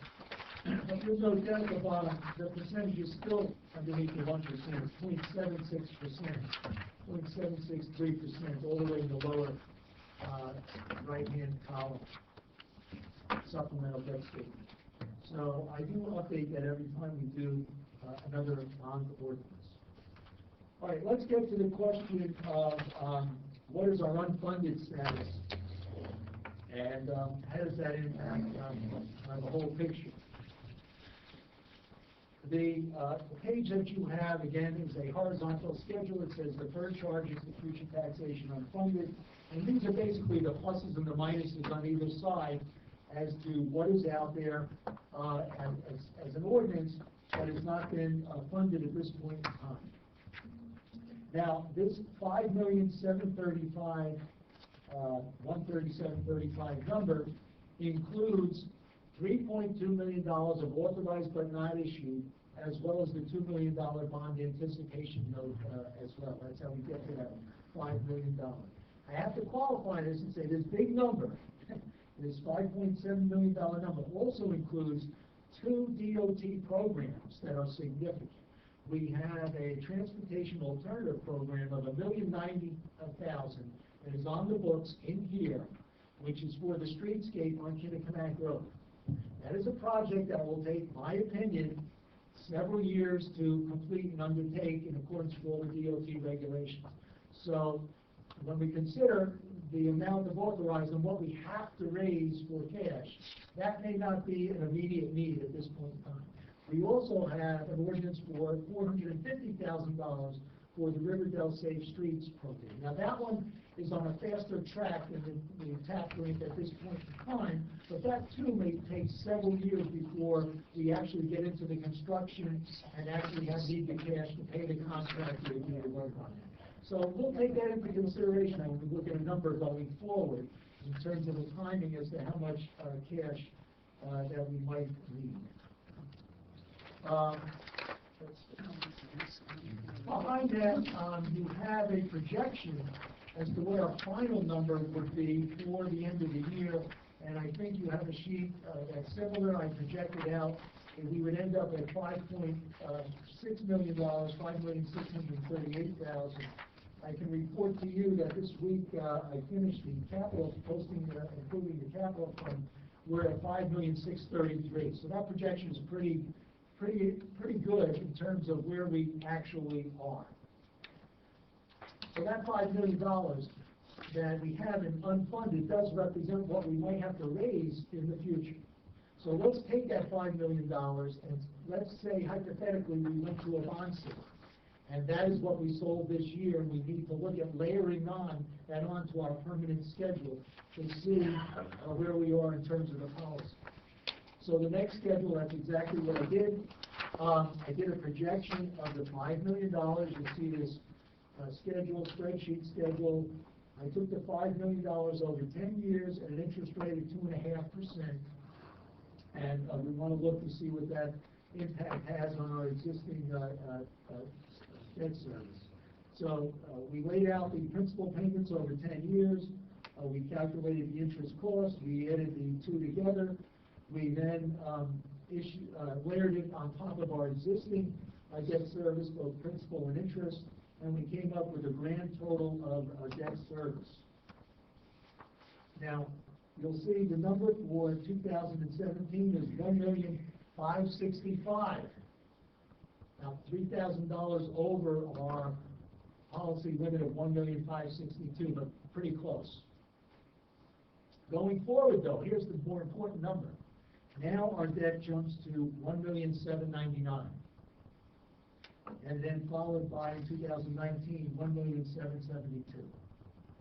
Keep in mind that this is without any new deferred charges unfunded for 2017.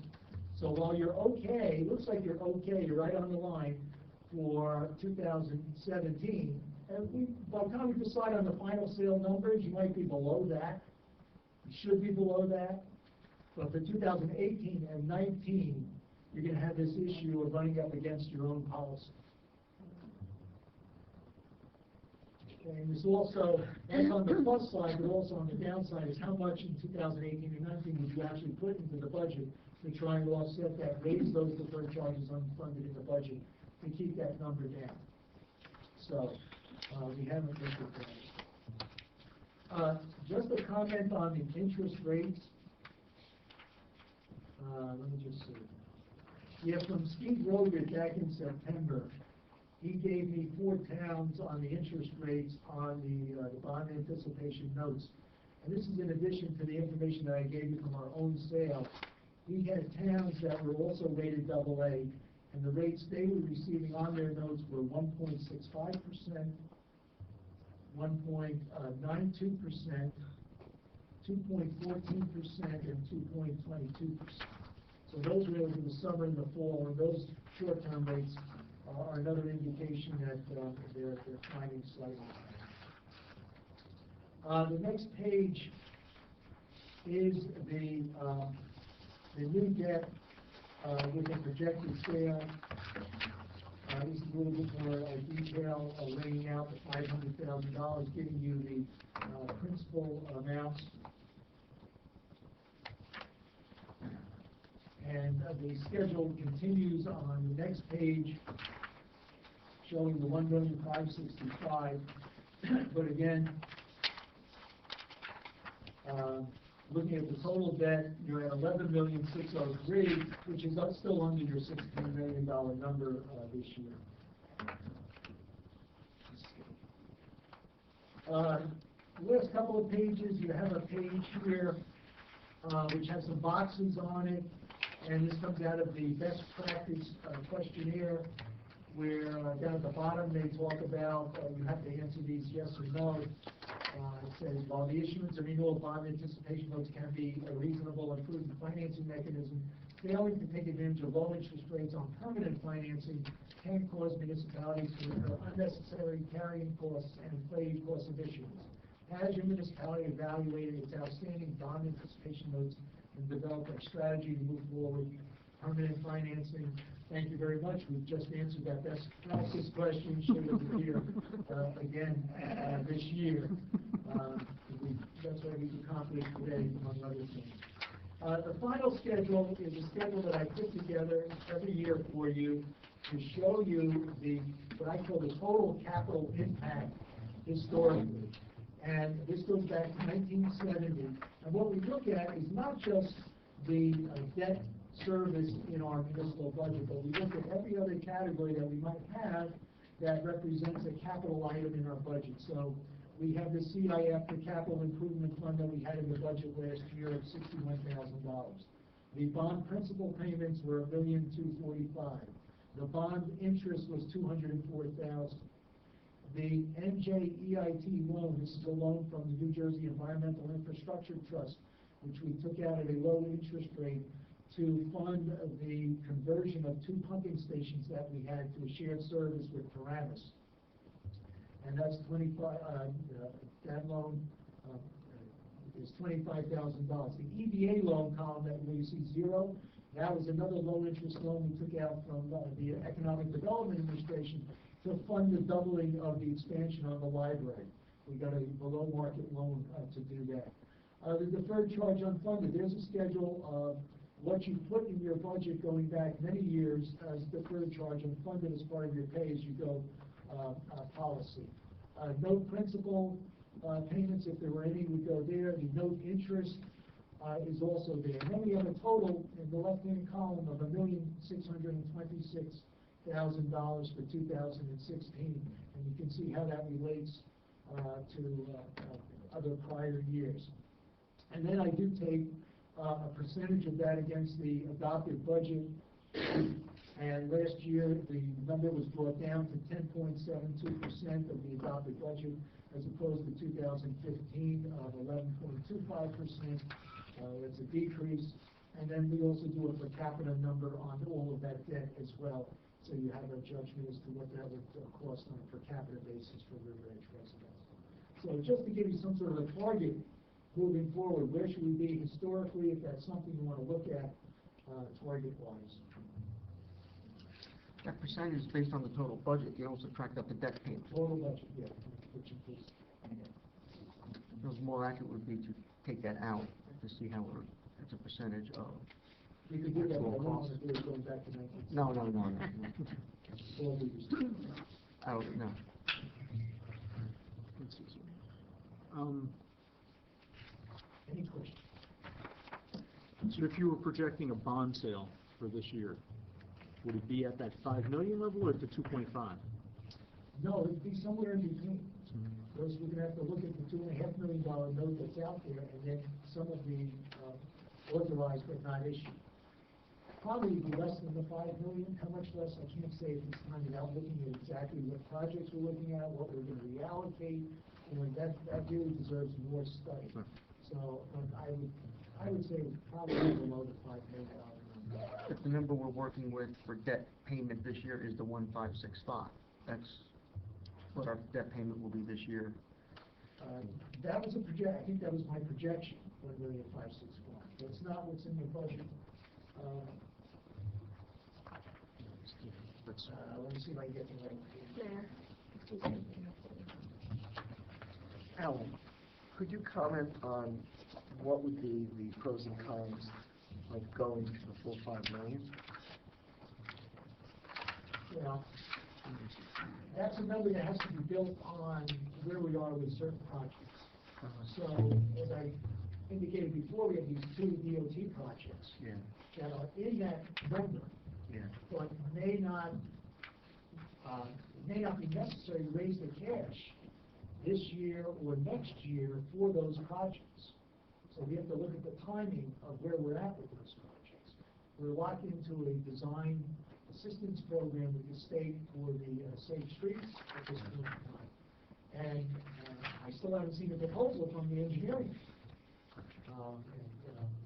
So that has to be run through the state. These 2 grants require step-by-step state approval for a myriad of regulations, some of which you experience at the living municipalities an hour and a half on one particular aspect. So I anticipate that's going to be slower. So we have to look at that and factor that in, how much. And that's for some of the other ordinances too. We have to look at what you want to cancel, what you want to reappropriate, what the speed is of some of those. I understand, thank you. Just those 2 projects, the Safe Streets and the Streetscape, are those part of the deferred charge ordinances that are listed in the budget? Are those part of it? I'm just curious because we don't have to raise the money while we're paying it. And then look at the deferred charge. We still have another authorized but not funded. No, I know. Add into this. Yeah. And even without doing that, and I guess what I'm gonna, doesn't matter if it's the 5 million or 4 million, whatever, we'll skate through this year. But next year, the debt service goes up $250,000. Oh, yeah. Without adding anything new. Yeah, it's, So that's the bigger problem. yeah. You know, we can't go there. We're already there.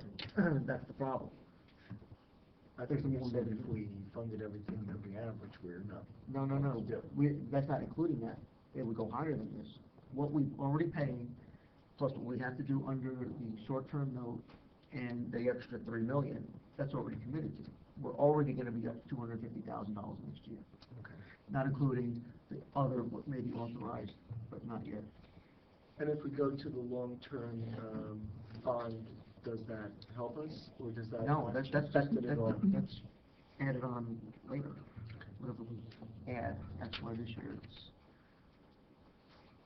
we have to focus on the capital again, and so we need to have a mindset that we can't let it be as much as it's been, because we just can't sustain that going forward.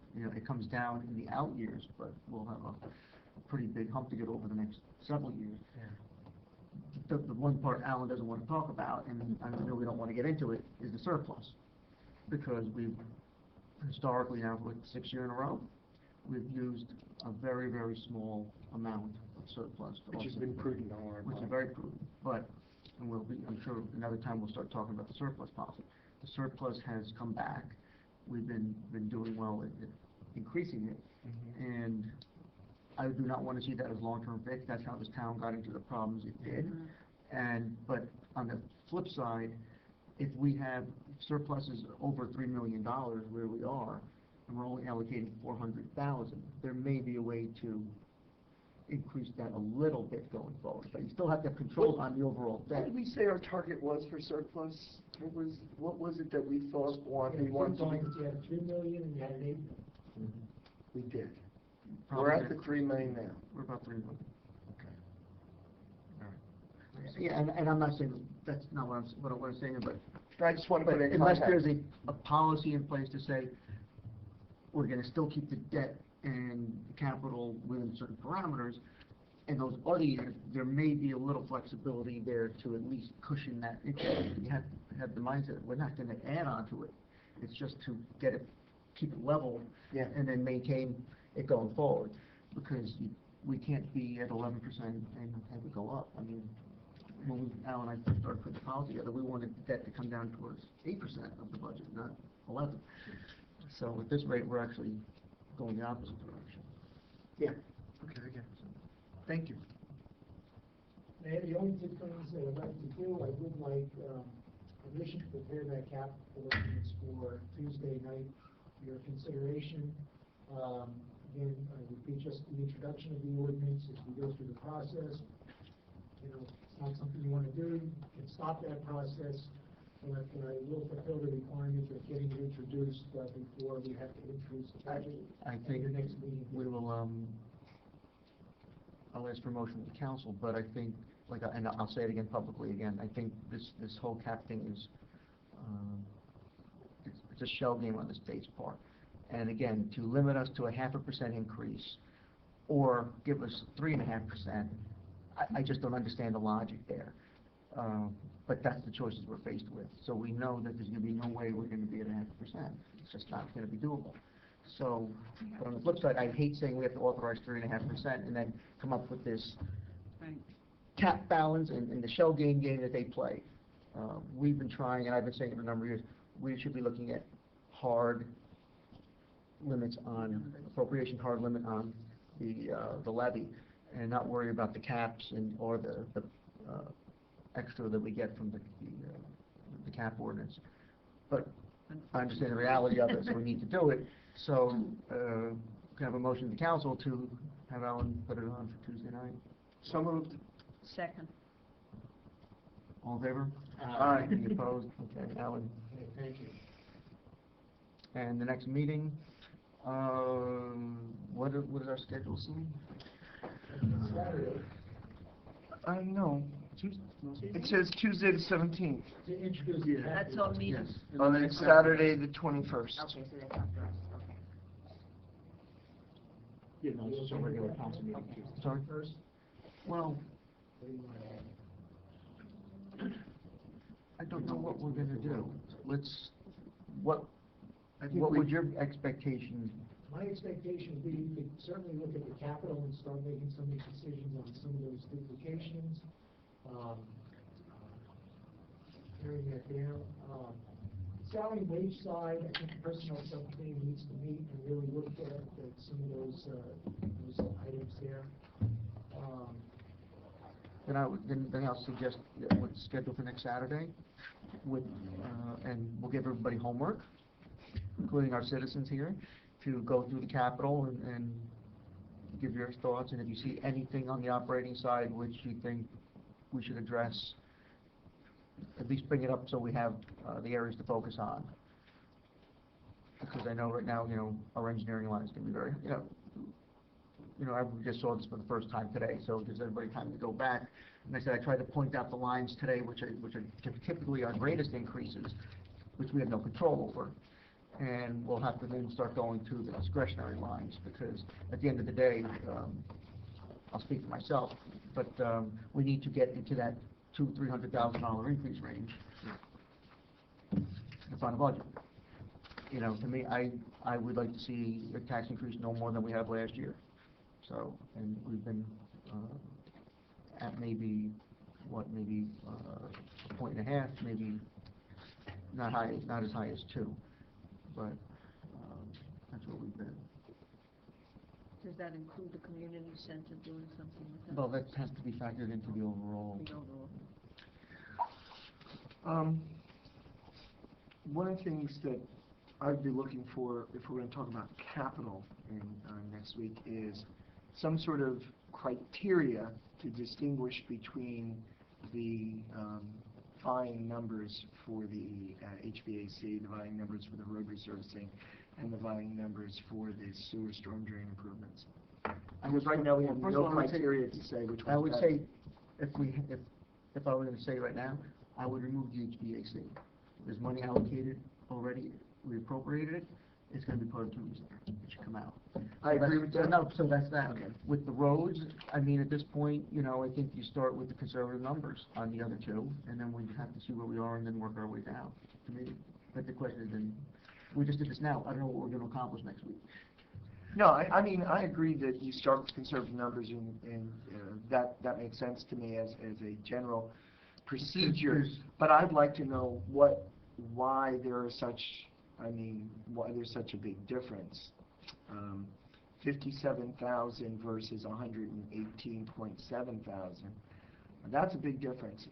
The road resurfacing, I don't have as much problems with, but that particular number, I'd kind of like to know what the criteria was. Is on the storm? For the difference, because that's more One than may have double. just done emergencies, and I did emergencies plus the You know, yeah, positive projects. and then we had Tosh to give us a couple estimates, which I thought, yeah.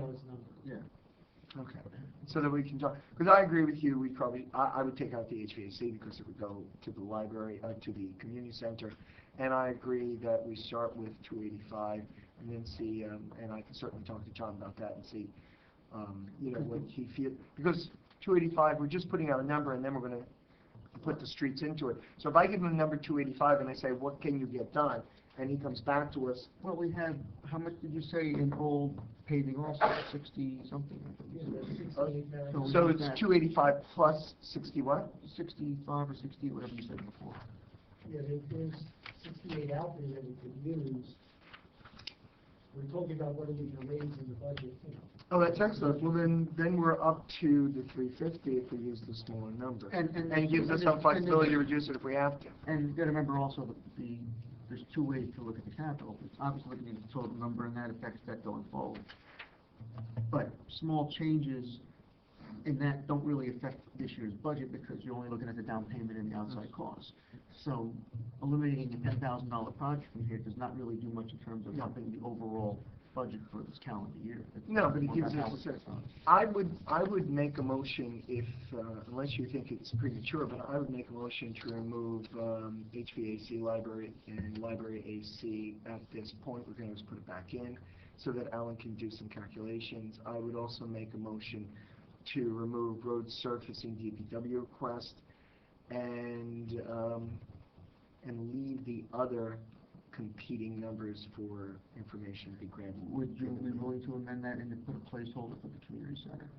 Yeah, you want to move those funds directly? I would just put a placeholder in there, just so it's in the number. So that we have. Right now, it's not in there, so So a motion to put, what, 4K? I'd say 500. 500,000, so that we can, you know, Alan can calculate and we can just That's discuss. exactly the reason, so we'll see how it impacts. So that would be removing the 152,000 for HVA library, removing library AC 71,250, removing road surfacing 380,000, and not touching the sewer and storm drain yet, and putting in 500,000 as an. If there's a double on the storm drain, take the lower one out. All right, take the lower one out of it. All right, moving 57,000 on the storm drain, and as I said, put 500,000 into the River Edge Community Center, so that we can have better numbers to work with at our next meeting. Is there a second? Second. All in favor? Aye. Any opposed? That help, Alan? So we'll have I'll some make those updates. adjustments for the next time we meet. Mayor, I just have one correction of myself. I don't like to give you misinformation if I can. The fund balance policy, we have a minimum of 5% and a maximum of 8%. That's our target balance. On an annual tax levy of $45 million, that means our minimum balance would be $2,250,000, and our maximum would be $3,006,000. Once we get over the 3,600,000, the policy says then the mayor and council can use some of that money for tax relief. So over the next several weeks, I'll be closing out the operating fund. We'll come up with that surplus number for you. We'll show you where you are relative to the policy. You can decide what you want to do with the amount of surplus in the municipal budget. So that's just correcting myself about that $8 million number. It's 5% to 8%, 2.250 and 3.6 million. We'll be careful. Also, let's also at this time, if there's no objection, remove library C1 public room for $30.434 thousand. Would you guys, I think that makes sense too? Yep. Second. Second? Second. All in favor? Aye.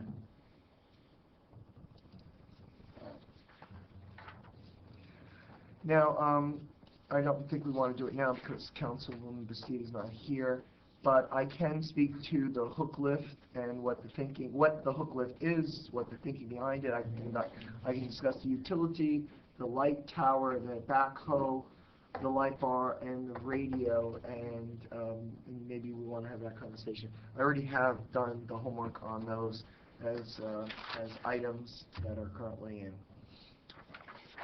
from the DPW.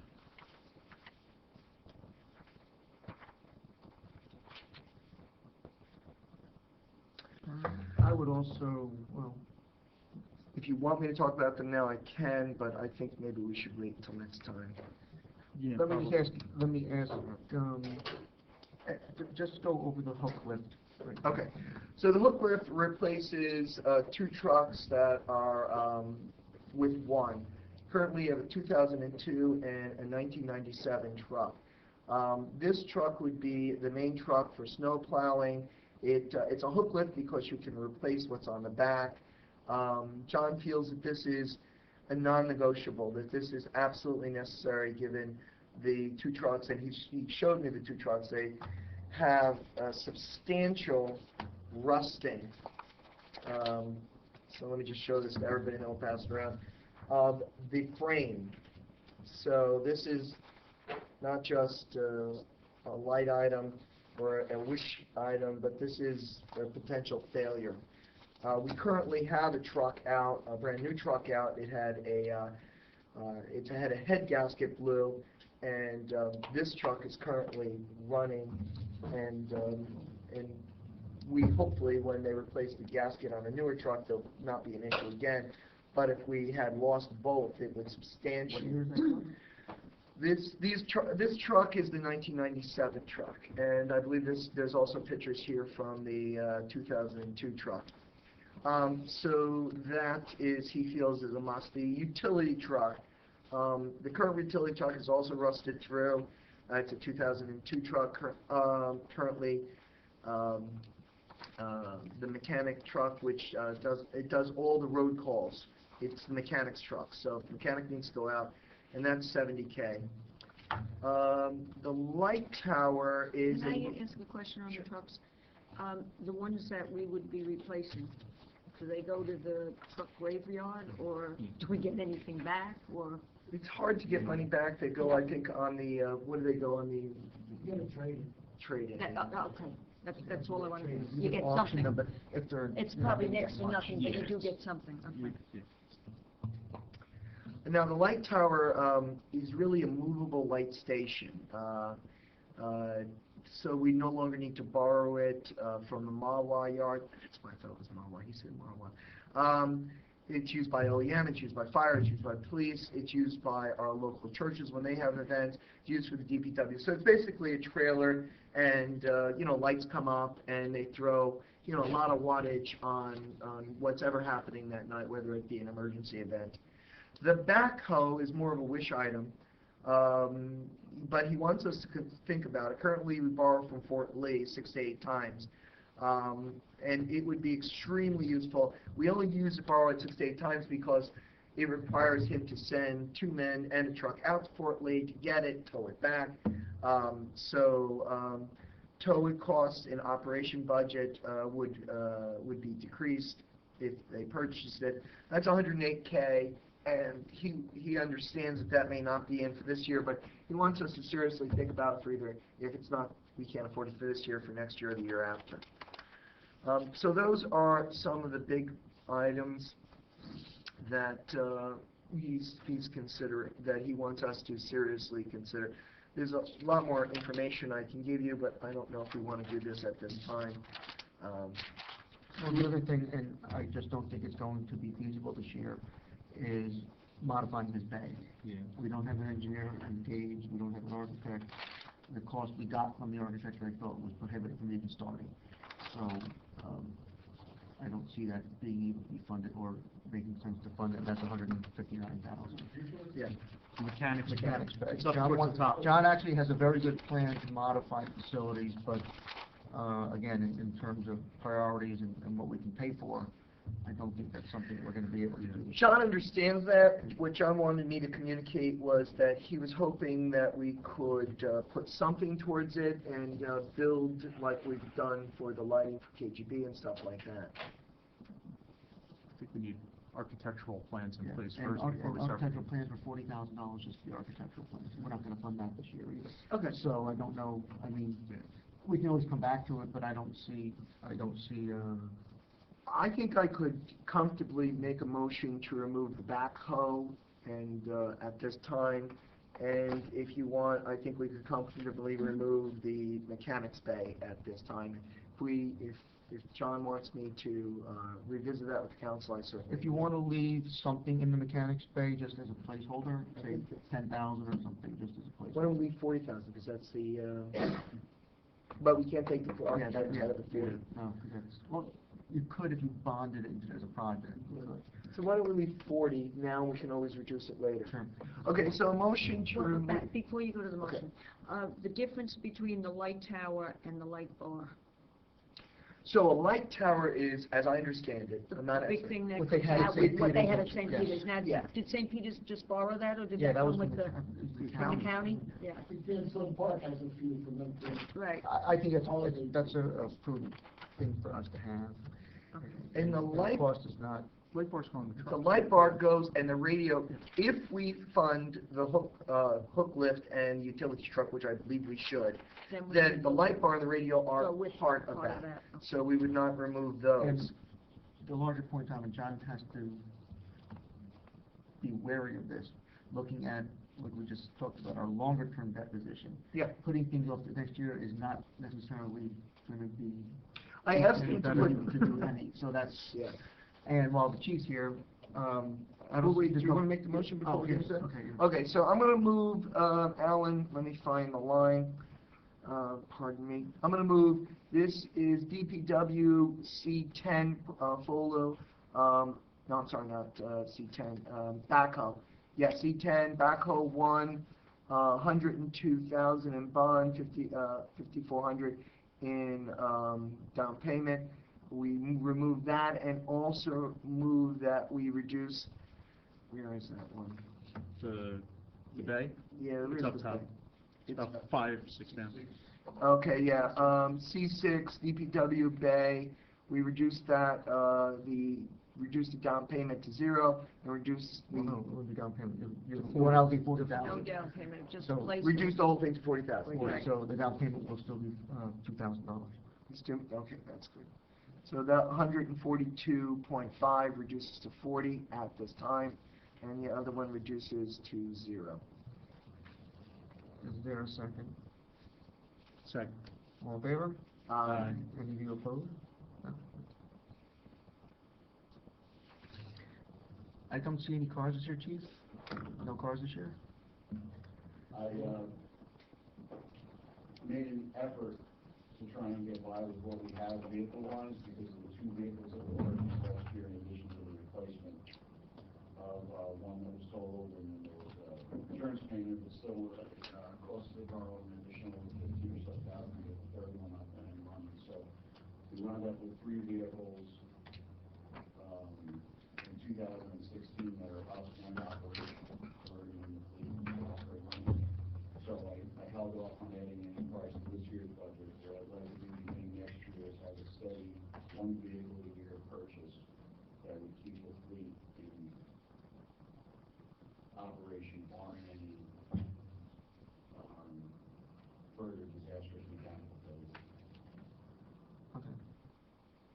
that was intentional on my part to keep the traffic in. And not that I intended to get into this, but if you had to maintain the current pistol range for this current calendar year, would that be something that's workable? It may require additional materials and, man-hours to patch and, repair, certain elements of the range that every year are getting further disrepair because of the side wall. So can I keep it limping along for another year? That's the bottom line. I probably can, but as I discussed at length with council last year, it's getting to the point where at some point before the range is completely unusable, it needs to be replaced and start. Yeah, because I would like to explore some other possibilities with regard to potential grant programs. One is through DEP, another one I believe is through economic development, where I would like to redesign it, hopefully make it a little more compact, and also recapture waterfront and redevelop the waterfront as a recreation asset. Okay, some of the plans, potential plans move forward. The DEP would maybe include if there's any issue regarding the soils over there. Sometimes pistol ranges have metals and all that kind of thing. So I would like to explore those options. And so if we were able to,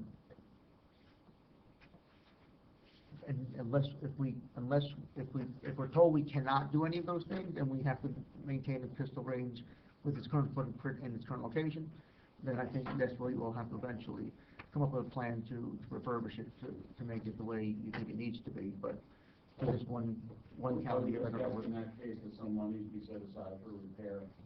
I think that would be true. Yes, I think that would be reasonable. But if you have to come up with if you and John come up with a number, and we can modify it next time. Okay. Thank you. Is that okay with everybody? Yes. Yeah.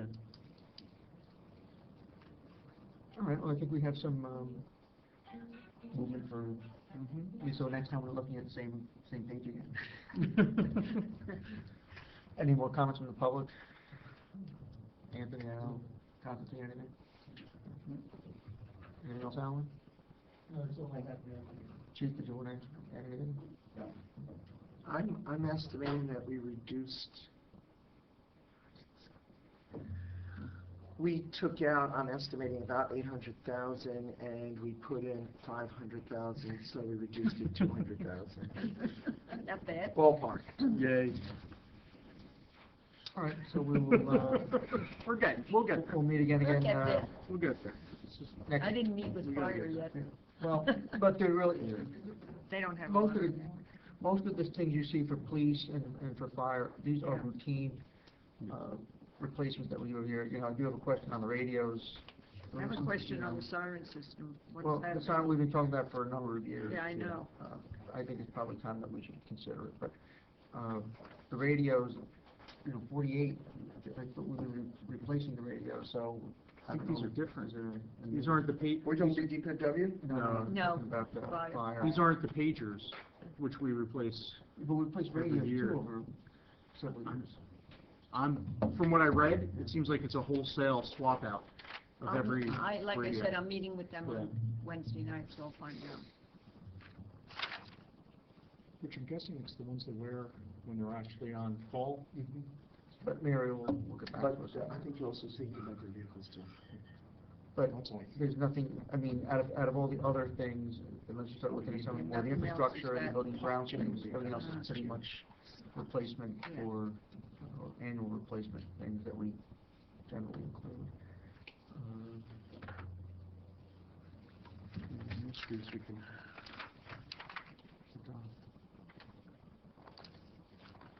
All right, we'll continue next week, so. Yeah. If there's nothing else, can I have a motion to adjourn, please? So moved. Second, Second. all in favor? Aye.